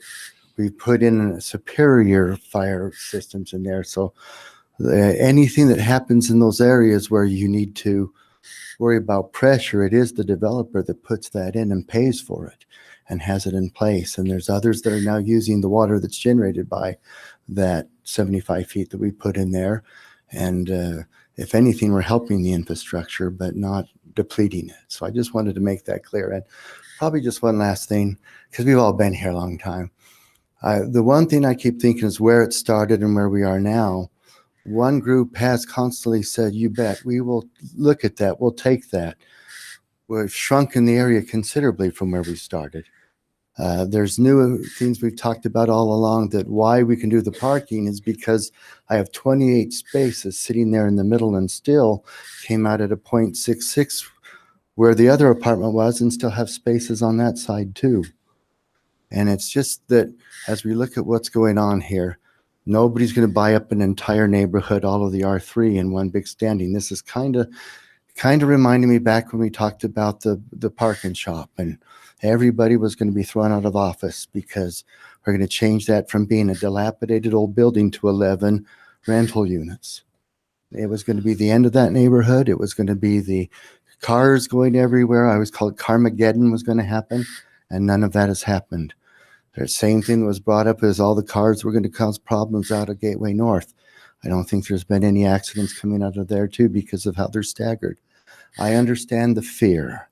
I understand where they're coming through. Change is bad, but nothing to these extremes is going to happen in all of this.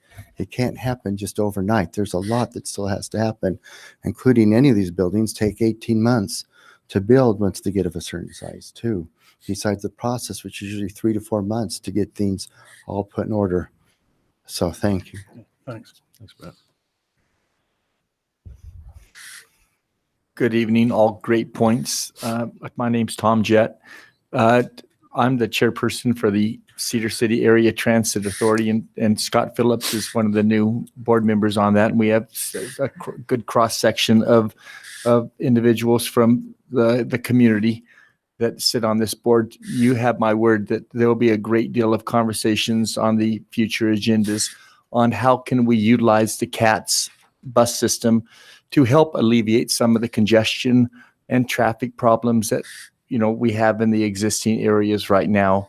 And I will personally pledge that there will be a great deal of conversation, and if need be, we've already involved ourselves with the university, with some of the staff, to have some conversations. We will further get the university to help us, and if additional funding is necessary, we will seek that funding to, if that's what's needed, to help alleviate some of the pressure on some of these areas if it becomes necessary. So thank you. Laura, would you like to come up? I want to get you in here. Since I cut you off, I wanted you to speak. Hi, I thank you for all your careful consideration. There are several very nicely done student housing complexes in the area. I'm thinking of Maria Smith. She's taken out those old brick ones, and she's put in buildings that are not 50 feet tall. I'm thinking of the building, Caddy Corner from South Elementary. It's very nicely done. It's 2-story. It accommodates students. They have all their parking in that area. I think, yes, the university and the students need more housing, but I would encourage you to have these smaller units put in. If you put in a 2-story building such as the one Caddy Corner from South Elementary, it's not going to change the character of the neighborhood as much as a 50-foot building with a roof on top. In a sense, a really big apartment building will just devalue our properties. It won't be a neighborhood anymore. So I agree with Janet. I hope you take more time to consider this, and I do hope that you'll bring the height down if you do decide to go ahead with it. Thank you. Thank you. Okay. Mothers? My name's Kelsey Keener. First, it's necessary for me to state that nothing I'm about to say is representative of the Iron County today. This is my personal opinion as an SUU student, which I feel can be valuable to tonight's discussion. First, why don't I live farther away from campus? Well, I don't want to, and I can't afford to. If I live farther away from campus than where I do now, then I'm commuting to campus and parking in front of your houses. As it is now, I live right there on the corner of 450 and 200 South in one of your buildings, which is fantastic. And I park there. I don't walk or I don't drive to anything that's on campus because it doesn't make sense for me to drive to a parking lot that's farther away from where I need to go than my apartment is. Second, I just want to say that I'm about to graduate, and as someone who's about to be a member of this community, I would much prefer that Ben and his associates get to build the buildings that, you know, my friends and my sister are going to live in the future. It seems very clear to me that he's passionate about making them safe, and he's also, you know, a member of this community, and I feel that local builders and contractors are much more likely to listen to the concerns of the residents and to work with them and to compromise than state builders are. We're just not going to get that if the state comes in and builds these apartment complexes.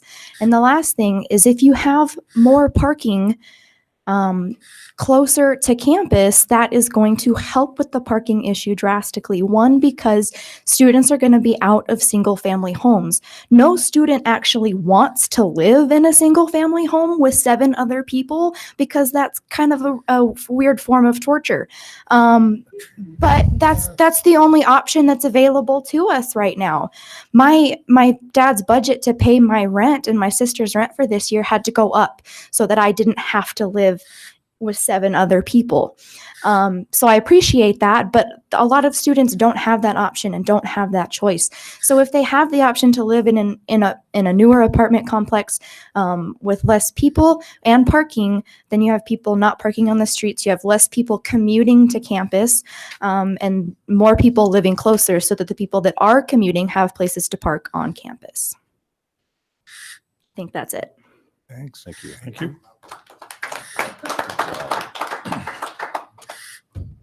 Okay. Thank you for taking the time to hear the considerations of the citizens here.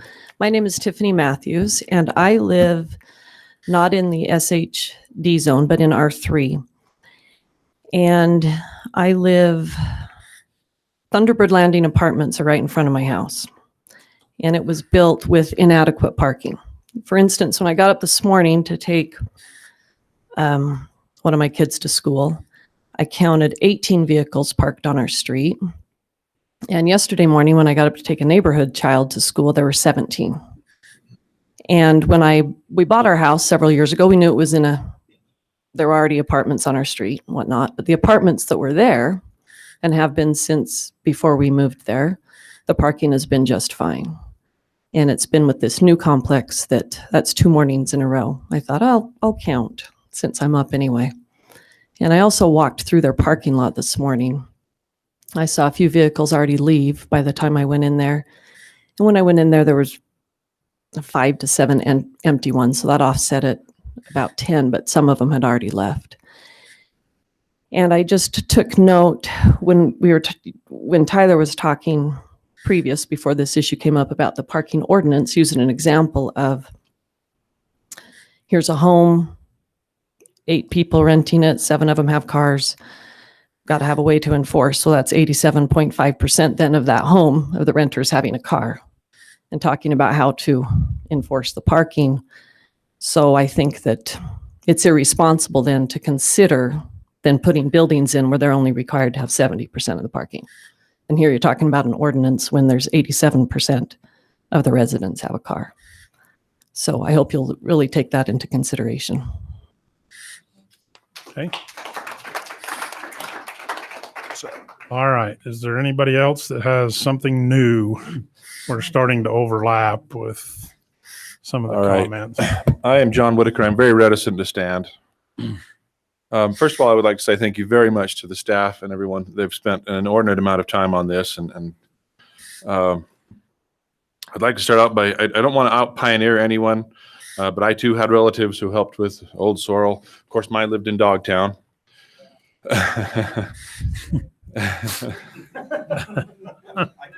Thank you. All right. So anyway, I like I said, I'm very reticent to stand. However, I am in the little blues area there that's R1, and I'm very, very grateful that early on in the discussion when talking about the overlay district on the master plan, that the R1 and R2 were taken out. However, I am increasingly offended at the fact that I've been approached by multiple people who say, why didn't you go away after we changed that? And the answer is because it's not all about self-interest. This zone, zoning is a tool, is a regulation. And every argument that I've heard is a strong argument for R3. The things that you can regulate, such as parking, side and front and offsets, building height, minimum lot size.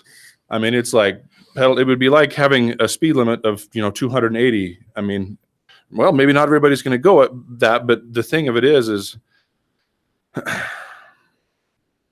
it's utterly unfettered in terms of regulation, and I guess I made this point Friday night, but it seems like every single argument that's been made for this can be answered by R3. I haven't seen anything that convinces me that it's necessary to cut off all side setbacks, to have 50-foot buildings. I was mollified a little bit on the parking discussion. I was really grateful to Zerl for explaining that several times in these meetings. But anyway, it's like just take off all restrictions and everything should be fine. But I don't live in the zone anymore, but I do live in the town, and taking off all restrictions, and just because that's the only way it could possibly pencil. Cedar City deserves better than that. And for the argument that continually gets made that everyone sacrifices for the university, I get that. We should. But at what cost? And I realize, there are a lot of arguments either way, but I'm concerned that the SHD as written really kind of pulls off all of the check points that are there.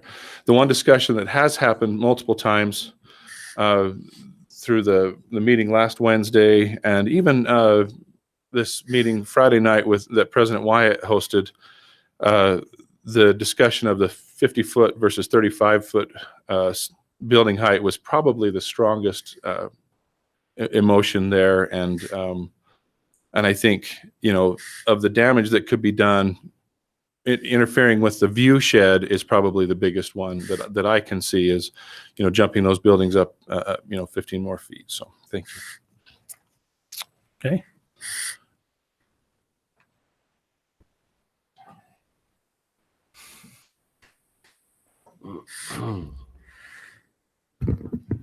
My name is Brian Johnson. Just a couple things. I think it's interesting that we come here and towns just, well, two things. One, they don't build buildings like they used to, like Ben Batty said, and all I can say as a journeyman electrician is it's a darn good thing they don't. Grandma's house is going to get rented out to college kids when grandma dies. That's just what happens. And that's kind of a scary thing. I've been in these houses. I've seen the lack of smoke detectors. I've seen the fuses that are screwed. I mean, it's a little scary. That's a whole nother point. We can enforce that with building. We can enforce that with permits for businesses, make them do inspections. There's other ways to enforce around that, and that's fine.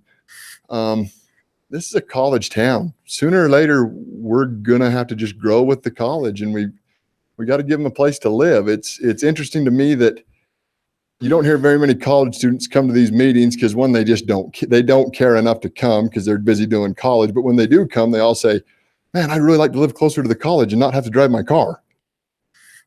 That's what they want. They don't want to park in front of your guys' house. That's not what they want to do. They want to walk from their house to the college, go to class, on the weekends drive home and eat mom's roast beef that's in Utah County, and then drive back down on Monday and go back to school. They don't want to park. They hate parking in front of your house. They know they're a pain in your butt, but they don't care. But they don't care enough to not, because they're going to. They've got to. And so those are just, I mean, if you put them all in one spot, they'll just walk to school. These old residents are causing a huge part of the problem when they get rented out, and they're going to get rented out. That's what's going to happen. They're going to get rented out. So like I said, I think, I know it's not the most popular when you live in a neighborhood. And on the other hand, you moved in knowing it was close to the college. That's what happens to college towns. They either grow up or they die. And I mean, I think this town, you deserve it to this town to let the college grow. It's a big heartbeat of this community. So anyway, that's my 4 cents. Okay.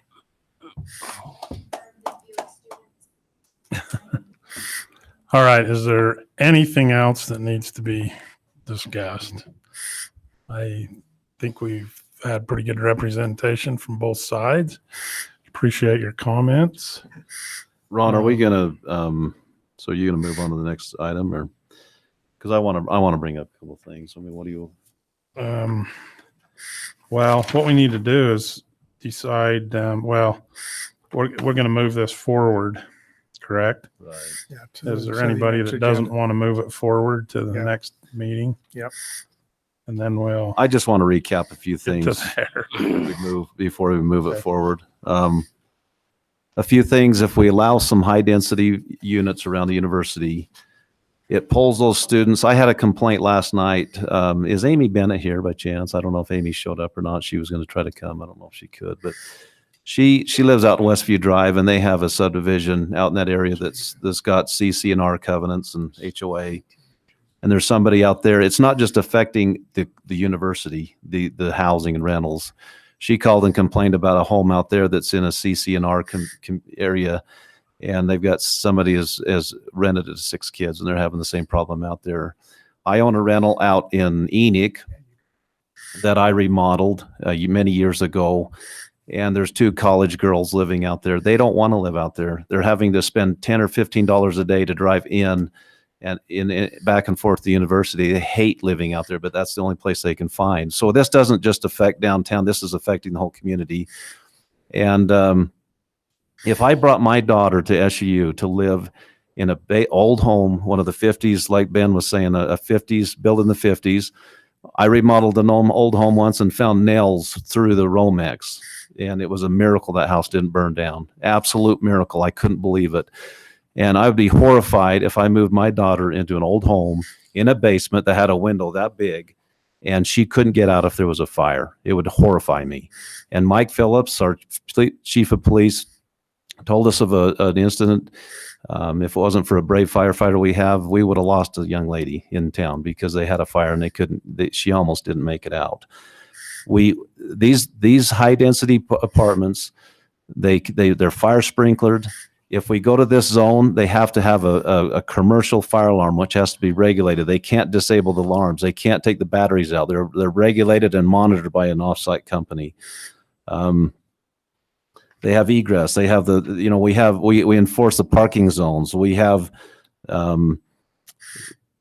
it was brought up with the traffic. If we build these units out of way, and I'm in favor of looking at maybe CATS. Sometimes CATS is not as full as it could be. It's empty a lot of the times. Maybe we change the zones and where they stop. I'm all for that. I'm all for that discussion. And some are saying it's just being built around the university. It's not. There's up behind Big O, there's some big units being built right now. I'm doing some work on them. There's a big unit south of town being built, a huge unit, almost as big as Founders Hall. So the free market's taking care of it all over town. It's not just in this area. And so I just want to remind people too about the parking issue. We've done multiple studies. Kit Wareham has done several studies. And when people weren't real happy with the Gateway North study, where we know there's 140 rooms, and when I was in the discussion when we did the 0.85 there. And Kit's done several studies, and he's done 2 of them. One was at 0.59, I think it was 0.66. And to factor in for snow removal and visitor parking, we moved that up to 0.7. And so, and then because some weren't happy with that decision, he went and I don't know, Kit, how many did you do? Maybe 7 or 8 around the university. What was it? 11 of them. 11. And what was the results of that study you did? That was 0.66. 0.66, and we upped that to 0.7. So we've done the engineering, we've done the studies and shown that the parking is adequate. We don't need a Gateway North where Brent and their company has 28 empty stalls across the street all the time. It's just a waste of real estate. We can build a duplex or a high density unit there to supply housing for these kids that need housing, that want to live. I appreciated President White the other night that said, our graduation rate goes up drastically when these kids can live close to the university because they don't have to take the time to commute and they can walk to school. So that's just a few things I wanted to bring up. Thank you. Okay.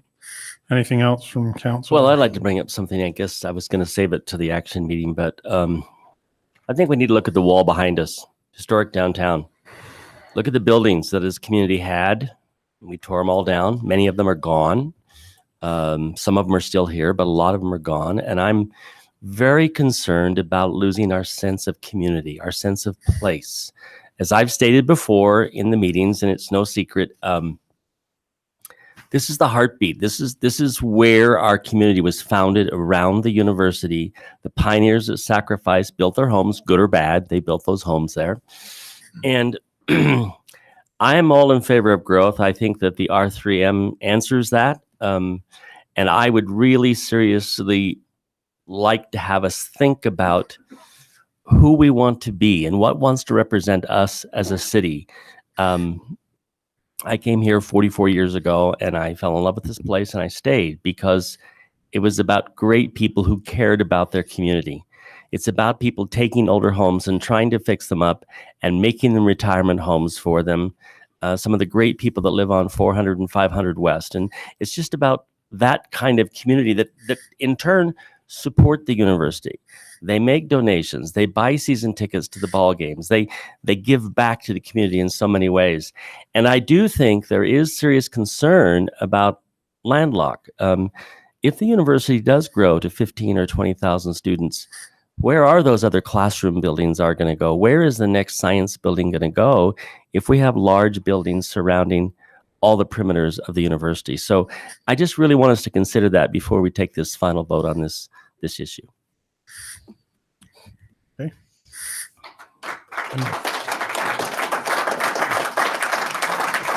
Okay. Anything else from staff or council? Okay, if not, we'll move it on to the next meeting.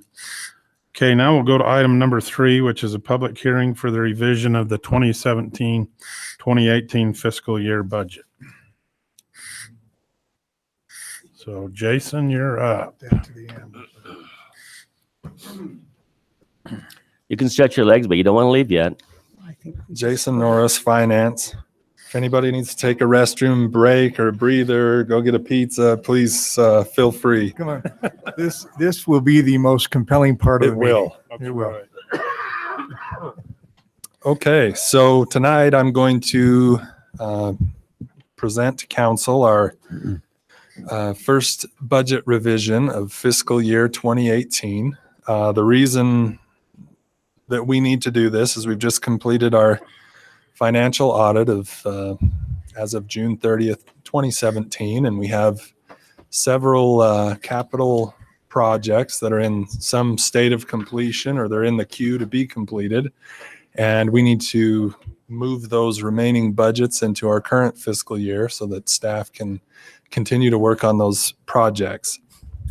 So I gave you a list of all of our capital projects, and I've indicated those that are from prior years. This list also contains all the capital projects that we approved with the fiscal 18 budget. The items I want to go over on this capital list are a few new items that are brand new, would represent brand new spending and would require your consideration and approval. A few of these projects we have talked about over the last few months, so I'm just going to skip through this list and touch on those first, and then I'll go through our operational changes in the comprehensive budget. So the first new capital purchase that we're going to be making is for our truck for the fire department. This will be paid for with fire revenue from our guys going out and fighting national fires. We brought that up a few weeks ago. That will be $70,000. A change that we're going to do in the parks that's on the agenda for tonight is we found that we're having a challenge with some of our impact fees in that projects we select through various committees on up through the council. Some of those require some land acquisitions, some right-of-ways, some legal issues that are making it difficult for us to meet the 6-year window that the state wants to see us expend impact fee funds. So with some internal discussion, we've decided that we're going to take a project that was partially funded at the Lake at the Hills to put in field lighting, and we're going to unencumber the wrap tax for field lighting, and we're going to move impact fees in, and we're going to go ahead and complete those lights. So the total cost of that is going to be $380,000. We had a wrap tax budget of $265,000, but we're going to replace that with impact fees, park and rec impact fees. So we're going to go ahead and get that addressed. And then in turn, we're going to take the $265,000 of wrap tax funds, and we're going to put that towards renovations at the Bicentennial Park. And Brian and Wade will kind of explain what they want to do as far as getting that park up to a higher standard. So those are two big changes. In the airport, we are going to add a $13,000 project to put in a walk-through metal detector for security purposes. In the sewer plant, we have to add another $25,000 to the Rotomat fine screen. That's to remove the old one. We didn't propose that originally with the fiscal 18 budget. Also on the impact fee issue, the storm drain fund is going to be doing a North Cross Hollow storm drain project to continue putting the large diameter pipe down Cross Hollow. Kit, was that to, sorry, Jason, to interrupt. Was that to extend from the project we did before down to 56? Yes. Okay. Yes, it is. It's it's actually tying on to the north end of the storm drain that goes in front of the event center. Right. Yeah. And then it'll extend. We've got some pretty bad erosion going through there. Yeah, there's probably about an 8 or 10 foot channel that's been eroded just 10 feet off the road right away, and Public Works thought it'd be a good idea to get that taken care of with this storm drain project, so it wasn't going to be a hazard to the traveling public that come down across hollows. Thanks. Once we have prairie dog clearance, I'll have to double bonus. Sweet. So that'll be a brand new project, and it will be $325,000 funded with storm drain impact fees. In the solid waste fund, we're on a 2-year rotation with our large garbage trucks. They have about a 6-month lead time to have a truck built. And so Jeff had requested that we just go ahead and fund that now so that it'll arrive closer to July 1st. And that will be $260,000 paid with solid waste fees in the solid waste fund. And that is all of the capital requests. And I will try to be brief in our operational changes. So operationally, we have a few grants. We have 2 in the fire department, and we have a state grant for the housing authority that we don't do the expenditure, but they're a small enough entity that they have to use us as a pass-through for them to receive their funding. So that grant's $206,000, but that's not one that the city will be in charge of. We just have to pass it through our books and report it in our single audit. We have some miscellaneous revenue increases. We had some overtime funding for the police department. They did some security for the LDS temple during their open house that the LDS church reimbursed the city for that time, as well as we have some other miscellaneous reimbursement. And then we have a very large fire department revenue for all the fires we've gone out and participated in. They grossed $562,000 this year, which was kind of quite a bit. And as you'll remember, we passed a business plan that requires us to use that a certain way. Obviously, we have to pay for all the hours of the firefighters that went out and filled those shifts. Then we have maintenance on the vehicles, equipment, some uniforms, as well as we're putting about $260,000 into the capital improvement fund, which, just to put on the horizon, we'll probably be buying a fire truck that will in turn use to go out on these fires. It's the type of truck that is requested nationally whenever they bring crews out for forest fires. So that'll be on the horizon, but we'll set those funds aside in the meantime. In the administrative fund, we needed to increase the budget by $4,500 in the elections line item. The new way that elections are being done with the ballots is more expensive than it's traditionally been. So we're backfilling that budget for $4,500. And the police department, you see that I've increased their budget line items, but again, that's to offset the security services they provided at the temple, and then some in-house training and things that they've done that way. The fire department budgets are adjusted according to the business plan.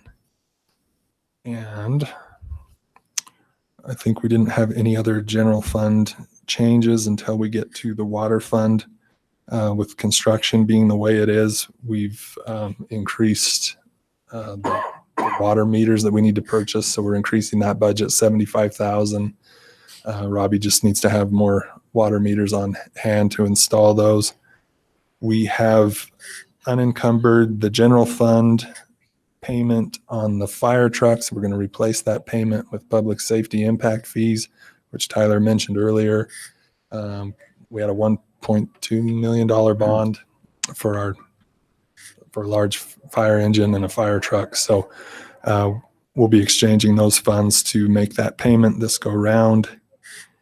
And I believe that is all of the changes for the funds, other than you'll have to see me 2 more times for the MBA and the RDA.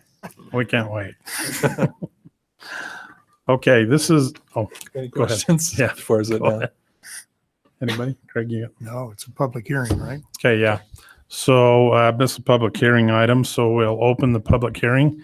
For anybody that would like to make a comment on the fiscal budget changes, you're welcome to come forward and express any comments.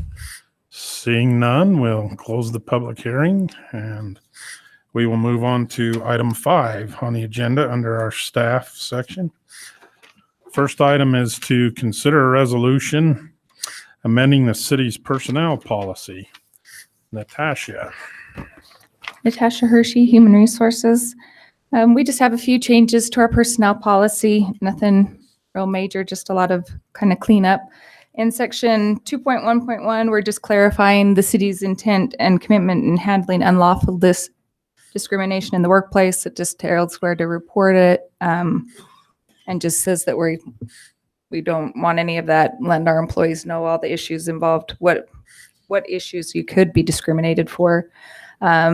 In chapter 3.1.3, we just clarify that in order to be eligible to apply for in-house jobs, you have to have worked for the city for at least 480 hours within the past 365 days. We had added that into the policy a while ago, but we had some issues come up. So it's just kind of cleaning that up to make it clear who's eligible. About 3 months. 480 days is what, 6? About 3 months, isn't it? It's about a fourth of the 2,000 hours, about full time for a year. So 2,080 Oh, so yeah, it'd be- is, yes, a, it'd be is a s- full time. So, but just kind of gives us enough time to 4 get to months. know the employee, so they, we know if they're going to be a good employee or not. But it cleans it up because we have seasonal employees that kind of come and go, and when does that make them eligible?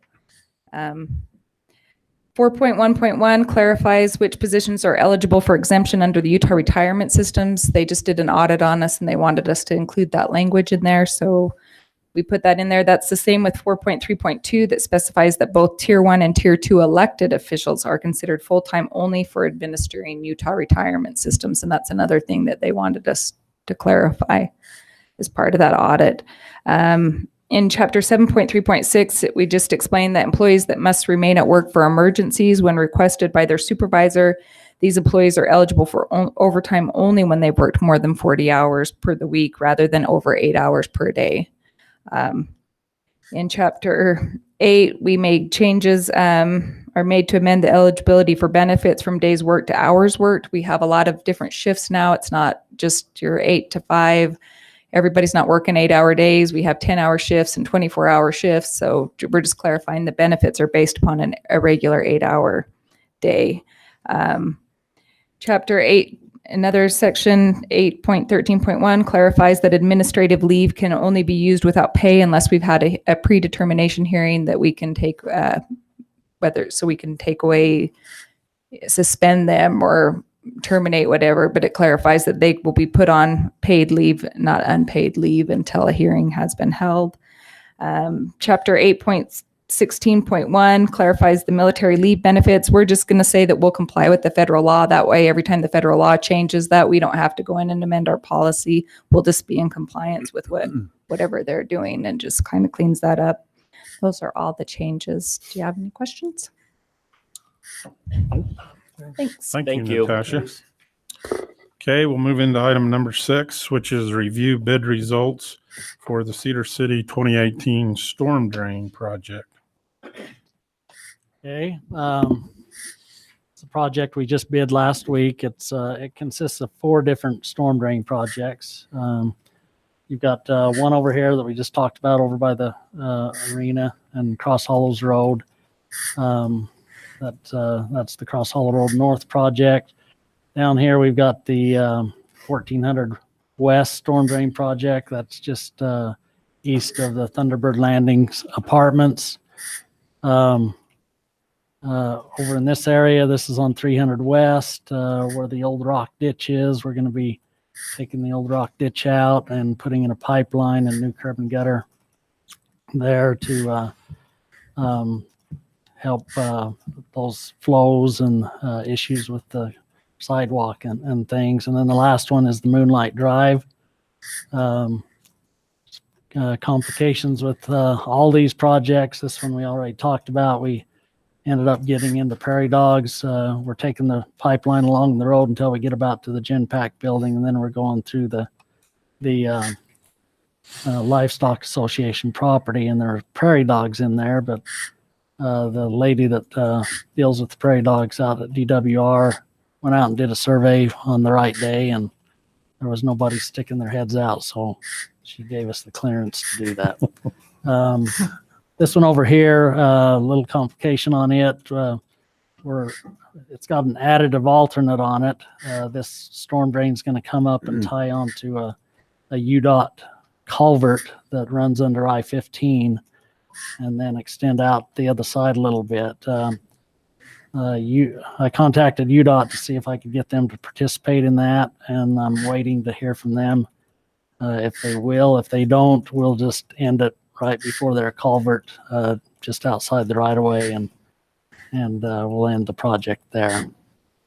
This project over here, if you remember a couple weeks ago, this is the Moonlight Drive project. There was a zoning issue, a rezone that came in, a proposed rezone that came in on the in this area, and it just happened, and it didn't go quite the way the owner wanted it to, and we have to get an easement through him for that project. He's a very understanding guy and understands that this project is also going to help him continue with his development plans, and he realizes that the project is really helping all those neighbors out that came in for the rezone more than anybody. But he's still willing to consider doing it. We haven't heard the final word back from him, and I think we'll be able to do that. So anyhow, the low bid on the project was Blackburn Associates. for $769,541. They did a storm drain project 2 years ago for us out on 600 South by the high school. And the project only had 2 punch list items on it, no warranty items. So it was very good quality work. It took quite a long time getting it in, but the work was exceptional. So I don't have a problem with recommending them for the project. Kid, there was discussion when in the planning or in sketch review, I forget, about having to remove a couple of trees on the 300 West project. We'll make sure that we still had the opportunity to put trees back in there. Yes, we've got trees in them. Thank you. Okay, any other comments? Okay, we'll move on to item number 7, which is to consider a proposed budget adjustment for this 2018 storm drain project. Yeah, and I think Jason covered that in his presentation. That's all impact fee eligible money on that. The city, anytime we do a storm drain project, the city has to pay for the costs of a 24-inch equivalent pipe. And our street crews are going to be hauling in all the additional fill material that needs to go on top of the pipe that's been washed out. And that's more than enough to equate for that 24-inch equivalent pipe. So.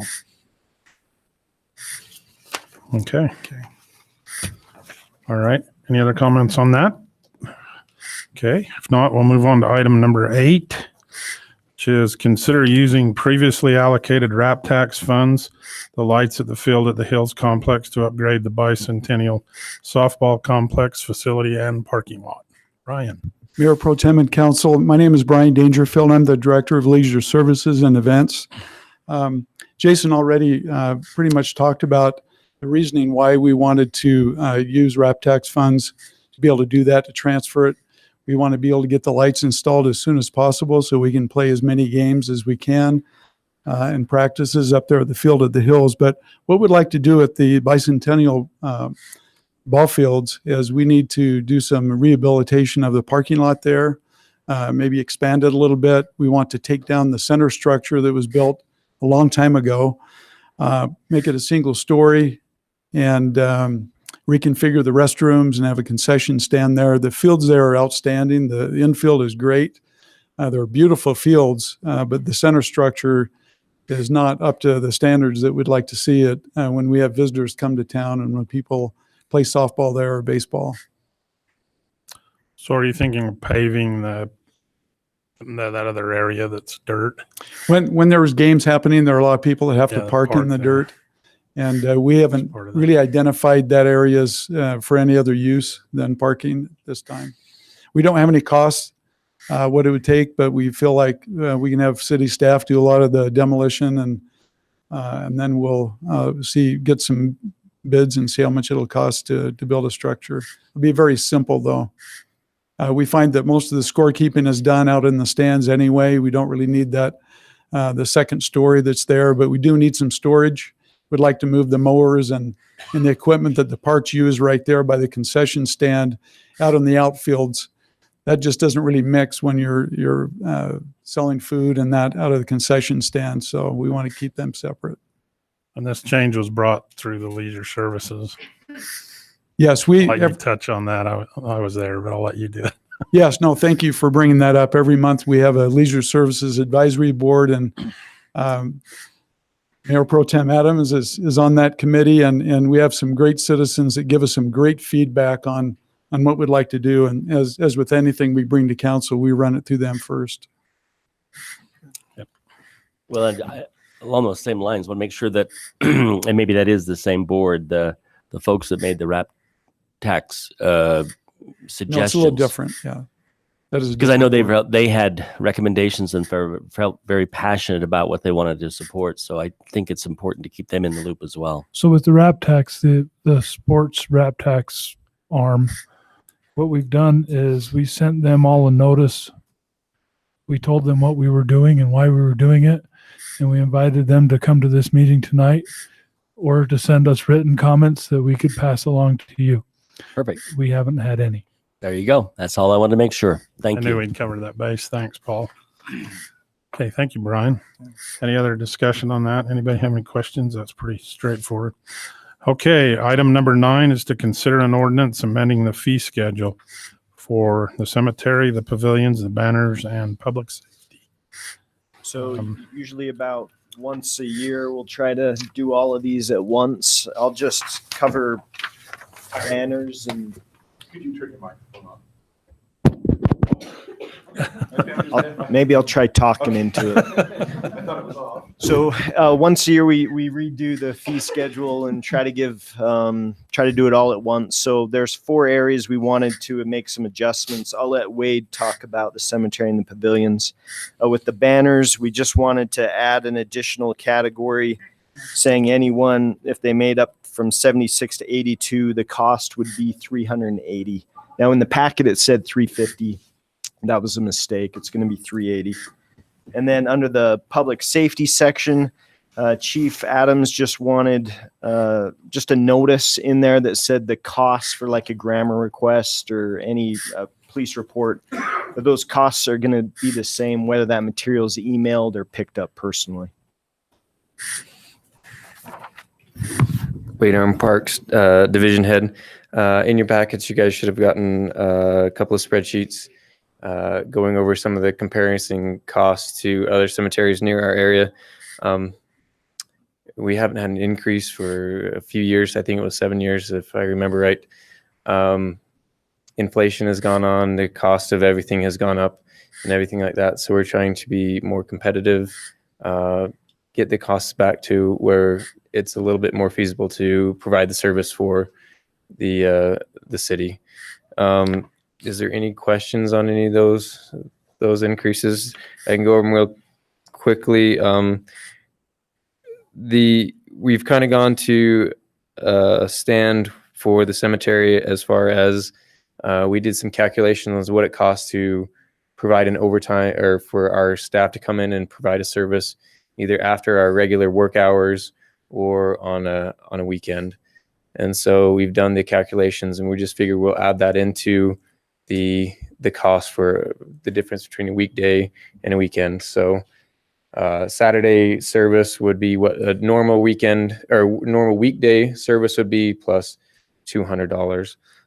We also are proposing to increase the purchase of the lots from 300 to 400, for residents and non-residents, which is anybody outside of the Cedar City limits is it considered a non-resident, and that would go from 600 to 800.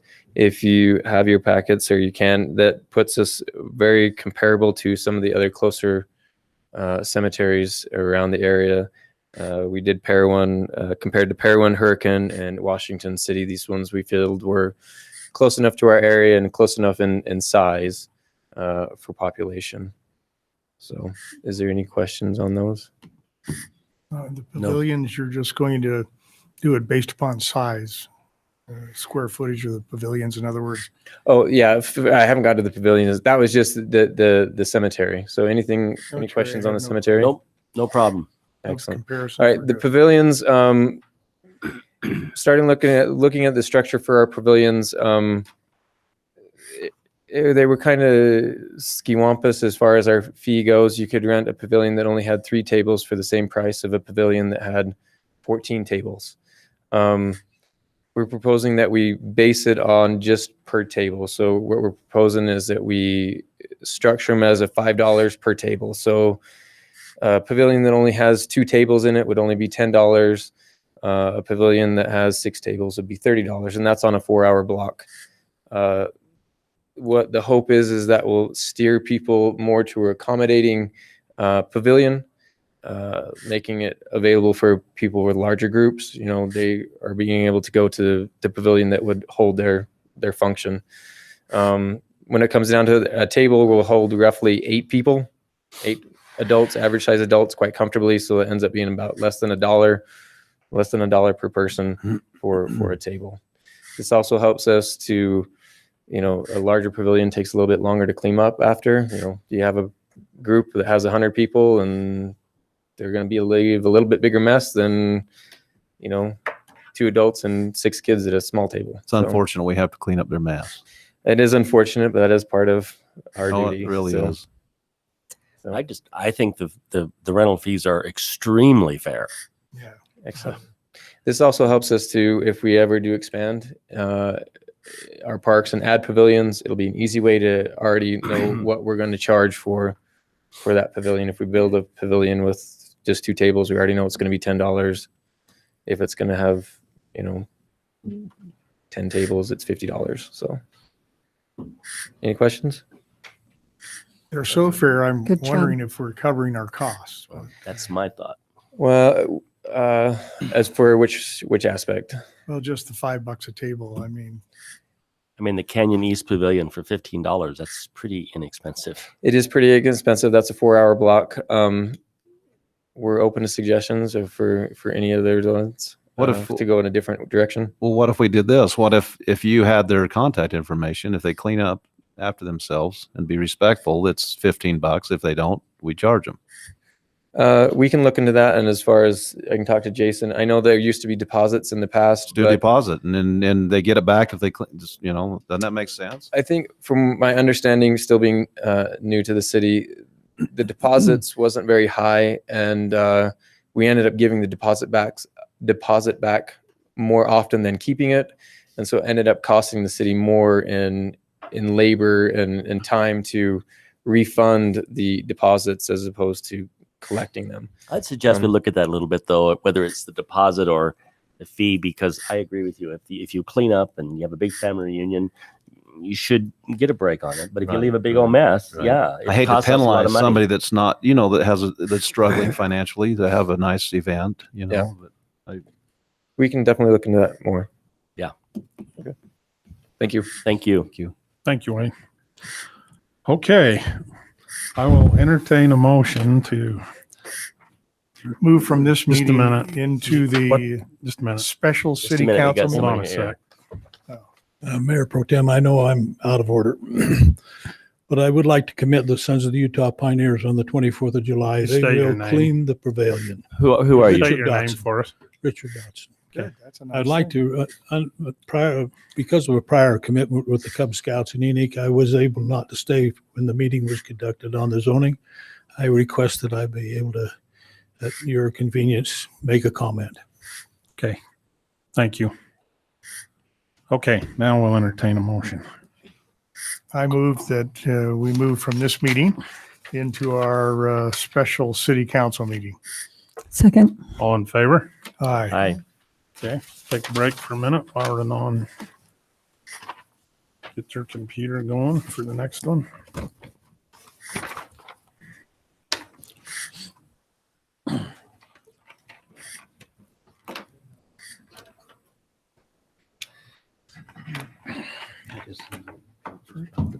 Is it the first one's a no-brainer with the change? Yeah.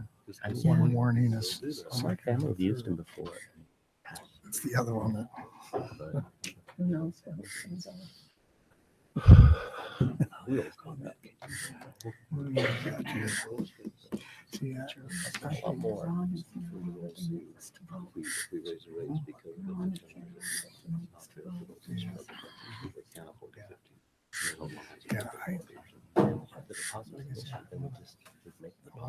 A little larger, so they are inclined to do it. If I have to leave you $200, I'm gonna make sure I keep it clean. That would be my vote. Yeah. Yeah, I think so.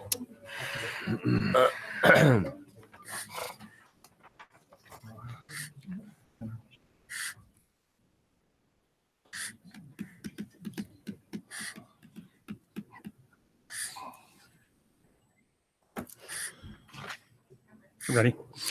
Okay, we'd like to call a special city council meeting to get order for February the 7th. We have 2 items to consider. The first item is to consider an ordinance amending the rental business license ordinance and application.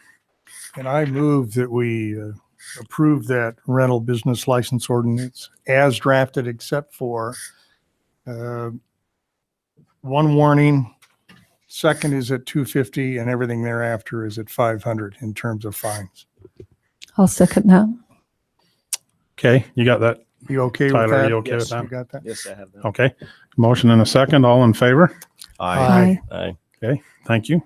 That's everybody. Oh, sorry. I forgot. Starting with Terry. Aye. Aye. Aye. Aye. Okay, thank you. All right, I forget we're in ordinances now. Okay. Second item is to consider an ordinance creating the SUU housing district zone. Mayor Pro Tem, I would like to make a comment and a motion. First of all, I wanted to say what a great community this is, and I know we're not going to make everybody happy up here tonight, no matter what we do. But it's been a real process, and I think it's one that all of us should be proud of, that we participate in, and that we're truly interested in trying to move the community forward, no matter what it turns out to be. I would love to just throw the whole thing out, but I know I wouldn't get a second on that and nothing would go anywhere. So what I would like to do is I would make a motion that we approve version 2 of the SHD zone, which include, I believe, those 5 amendments that were made last week. And then I would ask for one change in the 3rd paragraph of the wording on the whereas of the ordinance. And would ask that the following words be struck from the ordinance: put less hardship on developers by allowing them to, and add the word establish. So it reads, and its residents, their recommended changes will establish a zone where student housing can be built, blah, blah, blah, blah, blah, blah. That is my motion on the floor. Okay, do we have a second? Okay, seeing no second, for lack of a second, I'll entertain another motion. That motion dies. I'd also like to make a comment as far as I appreciate the process. I think the council has worked well together. The staff has worked hard on it. Everyone participating, and no matter which direction it goes, whether it passes, fails, or some modified version of it, is that that we don't let it die with this just because maybe somebody's thrown an idea out that's a great idea.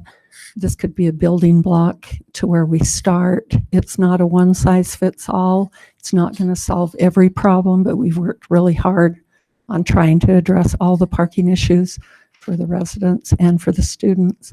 But I wanted to make a motion, but Mr. Dotson had asked to make a comment before we moved.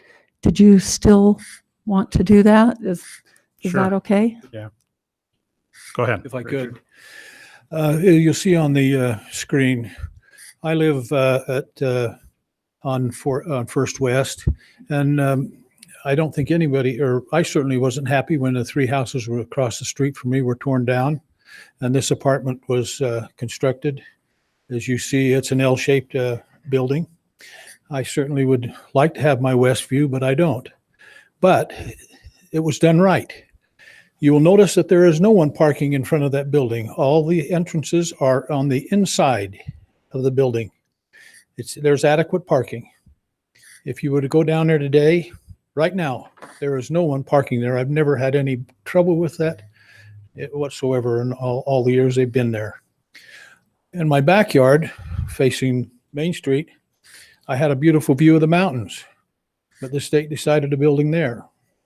It was a liquor store. The best neighbors I've ever had. I'm serious. I'm very serious. Before that, it was a trailer court. I never could quite get my tomatoes to go past pink. The next morning, they would be gone. You can't even park in that parking lot after 7 o'clock at night, and the police patrol it. And they put up a fence.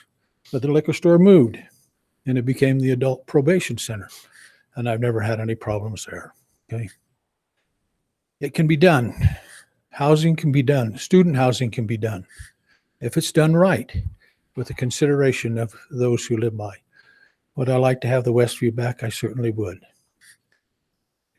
The other problem is if you really don't want people next to you or building an apartment next to you, and the lot comes up for sale, the house comes up for sale, buy it. I did it. It wasn't easy. Some people think college professors make a lot of money. It wasn't easy, but I bought the house down from me, and there won't be anything built next to me, and so it can be stopped.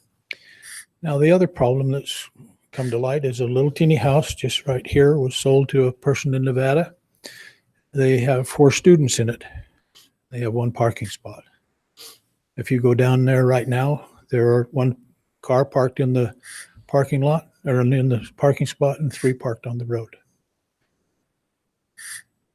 Does it make sense to not require adequate parking and not to enforce parking in apartments? The other concern is that the house, I'm sure, doesn't have any egress windows in the basement. I'm not sure that any of those homes that are being converted have egress windows in the basement. These apartments that are built are safe, have fire protection. I'm not sure I'd want my child living in any place other than college housing. And yet I own 2 rentals near the university with adequate parking and with regress windows. It can be done if it's done right. Thank you for your consideration. Thank you, Richard.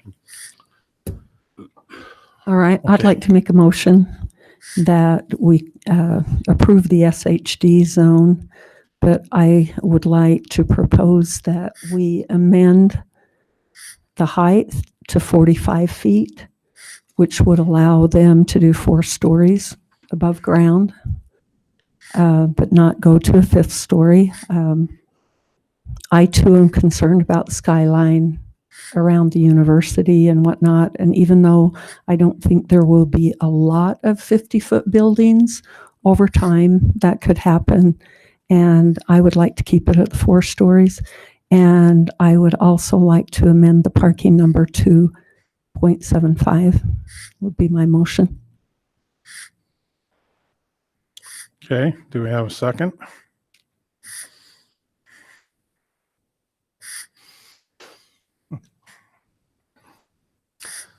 I will second it very reluctantly.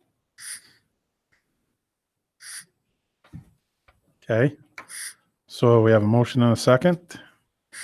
We'll have to do a roll call vote again. We'll start with Councilman Hartley. Aye. Councilwoman.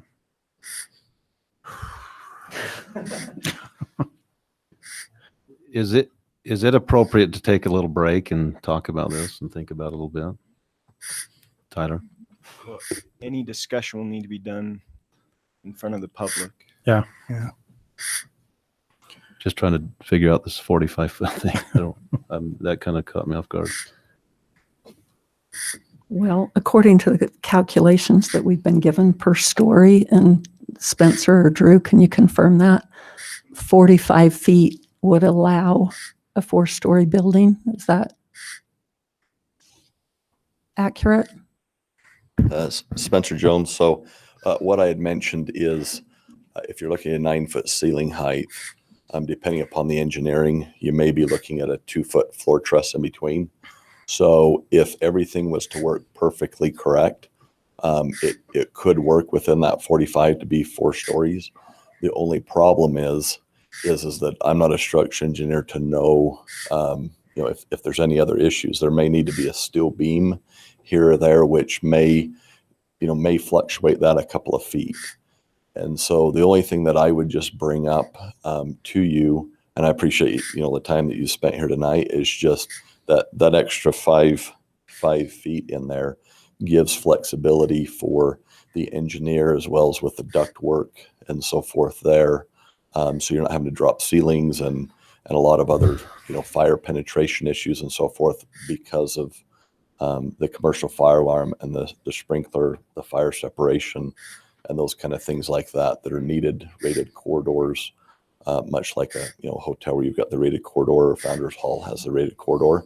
And so would just have you consider there that extra 5 feet. I don't think would make the difference of necessarily an additional story, as it would. Unless you put it underground. Right. So that was my concern. Right. And so with that, if someone really wanted to do, say like, and again, I haven't run the math, but if they wanted to do, say, that additional fifth story, maybe they go with 8-foot ceiling, and drop it down the ground, and try to pick up that extra foot every story and drop it down, and to get their five stories. And so, I would just have you consider that, with the structure engineering involved to do something like this, it's fairly involved, especially if you're trying to stay with the wood construction. You're looking at drainage considerations and those kind of things, as what's been talked about before with the setbacks, making sure that there's adequate drainage around the property and not discharging on the neighbors, just to be able to have that flexibility of that 5 feet there. So anyways, any other question for me? You didn't change. Sure. What the height really is, once you in construction, once you go to the 5th story, your mode of construction totally changes by code.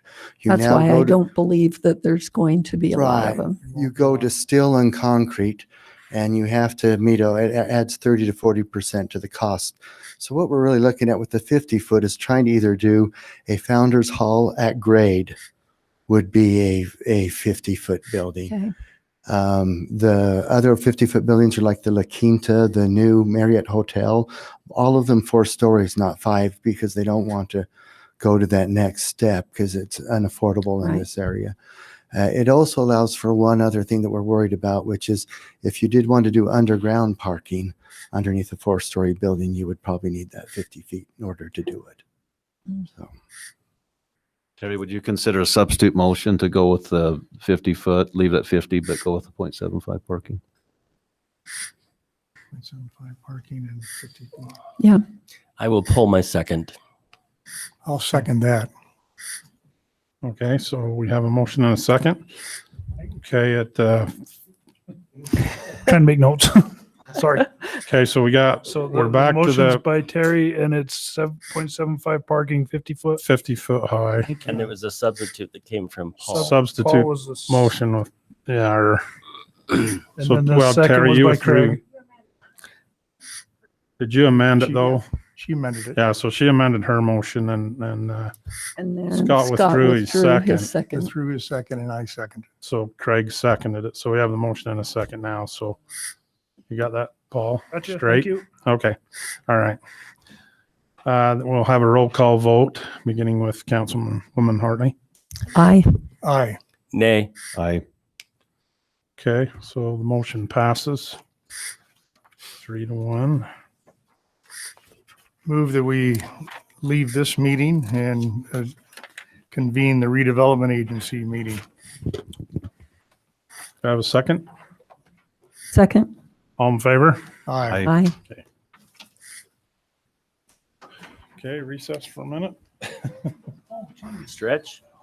I'm never going to please everybody. I know. But I Thanks for sticking to Oh, I think I will. I would have, if I would have known, been prepared, but man, if you missed it by a foot to do 9 foot Yeah. things or something, Well, and we tried to do a We calculation tried over to. here. That's where. We took 9-foot ceilings and 18 inches, oh yeah. right? And And we come got up to with 42 feet. So we thought So we that thought would you give could get 3 the feet 4. variance, but. But that ductwork, everything else on top. I'll bet you see very few that are 40, I that are 4 stories. I Well, really I don't don't- think you'll see many No, of them. it's not Made about feasible to structural- build them.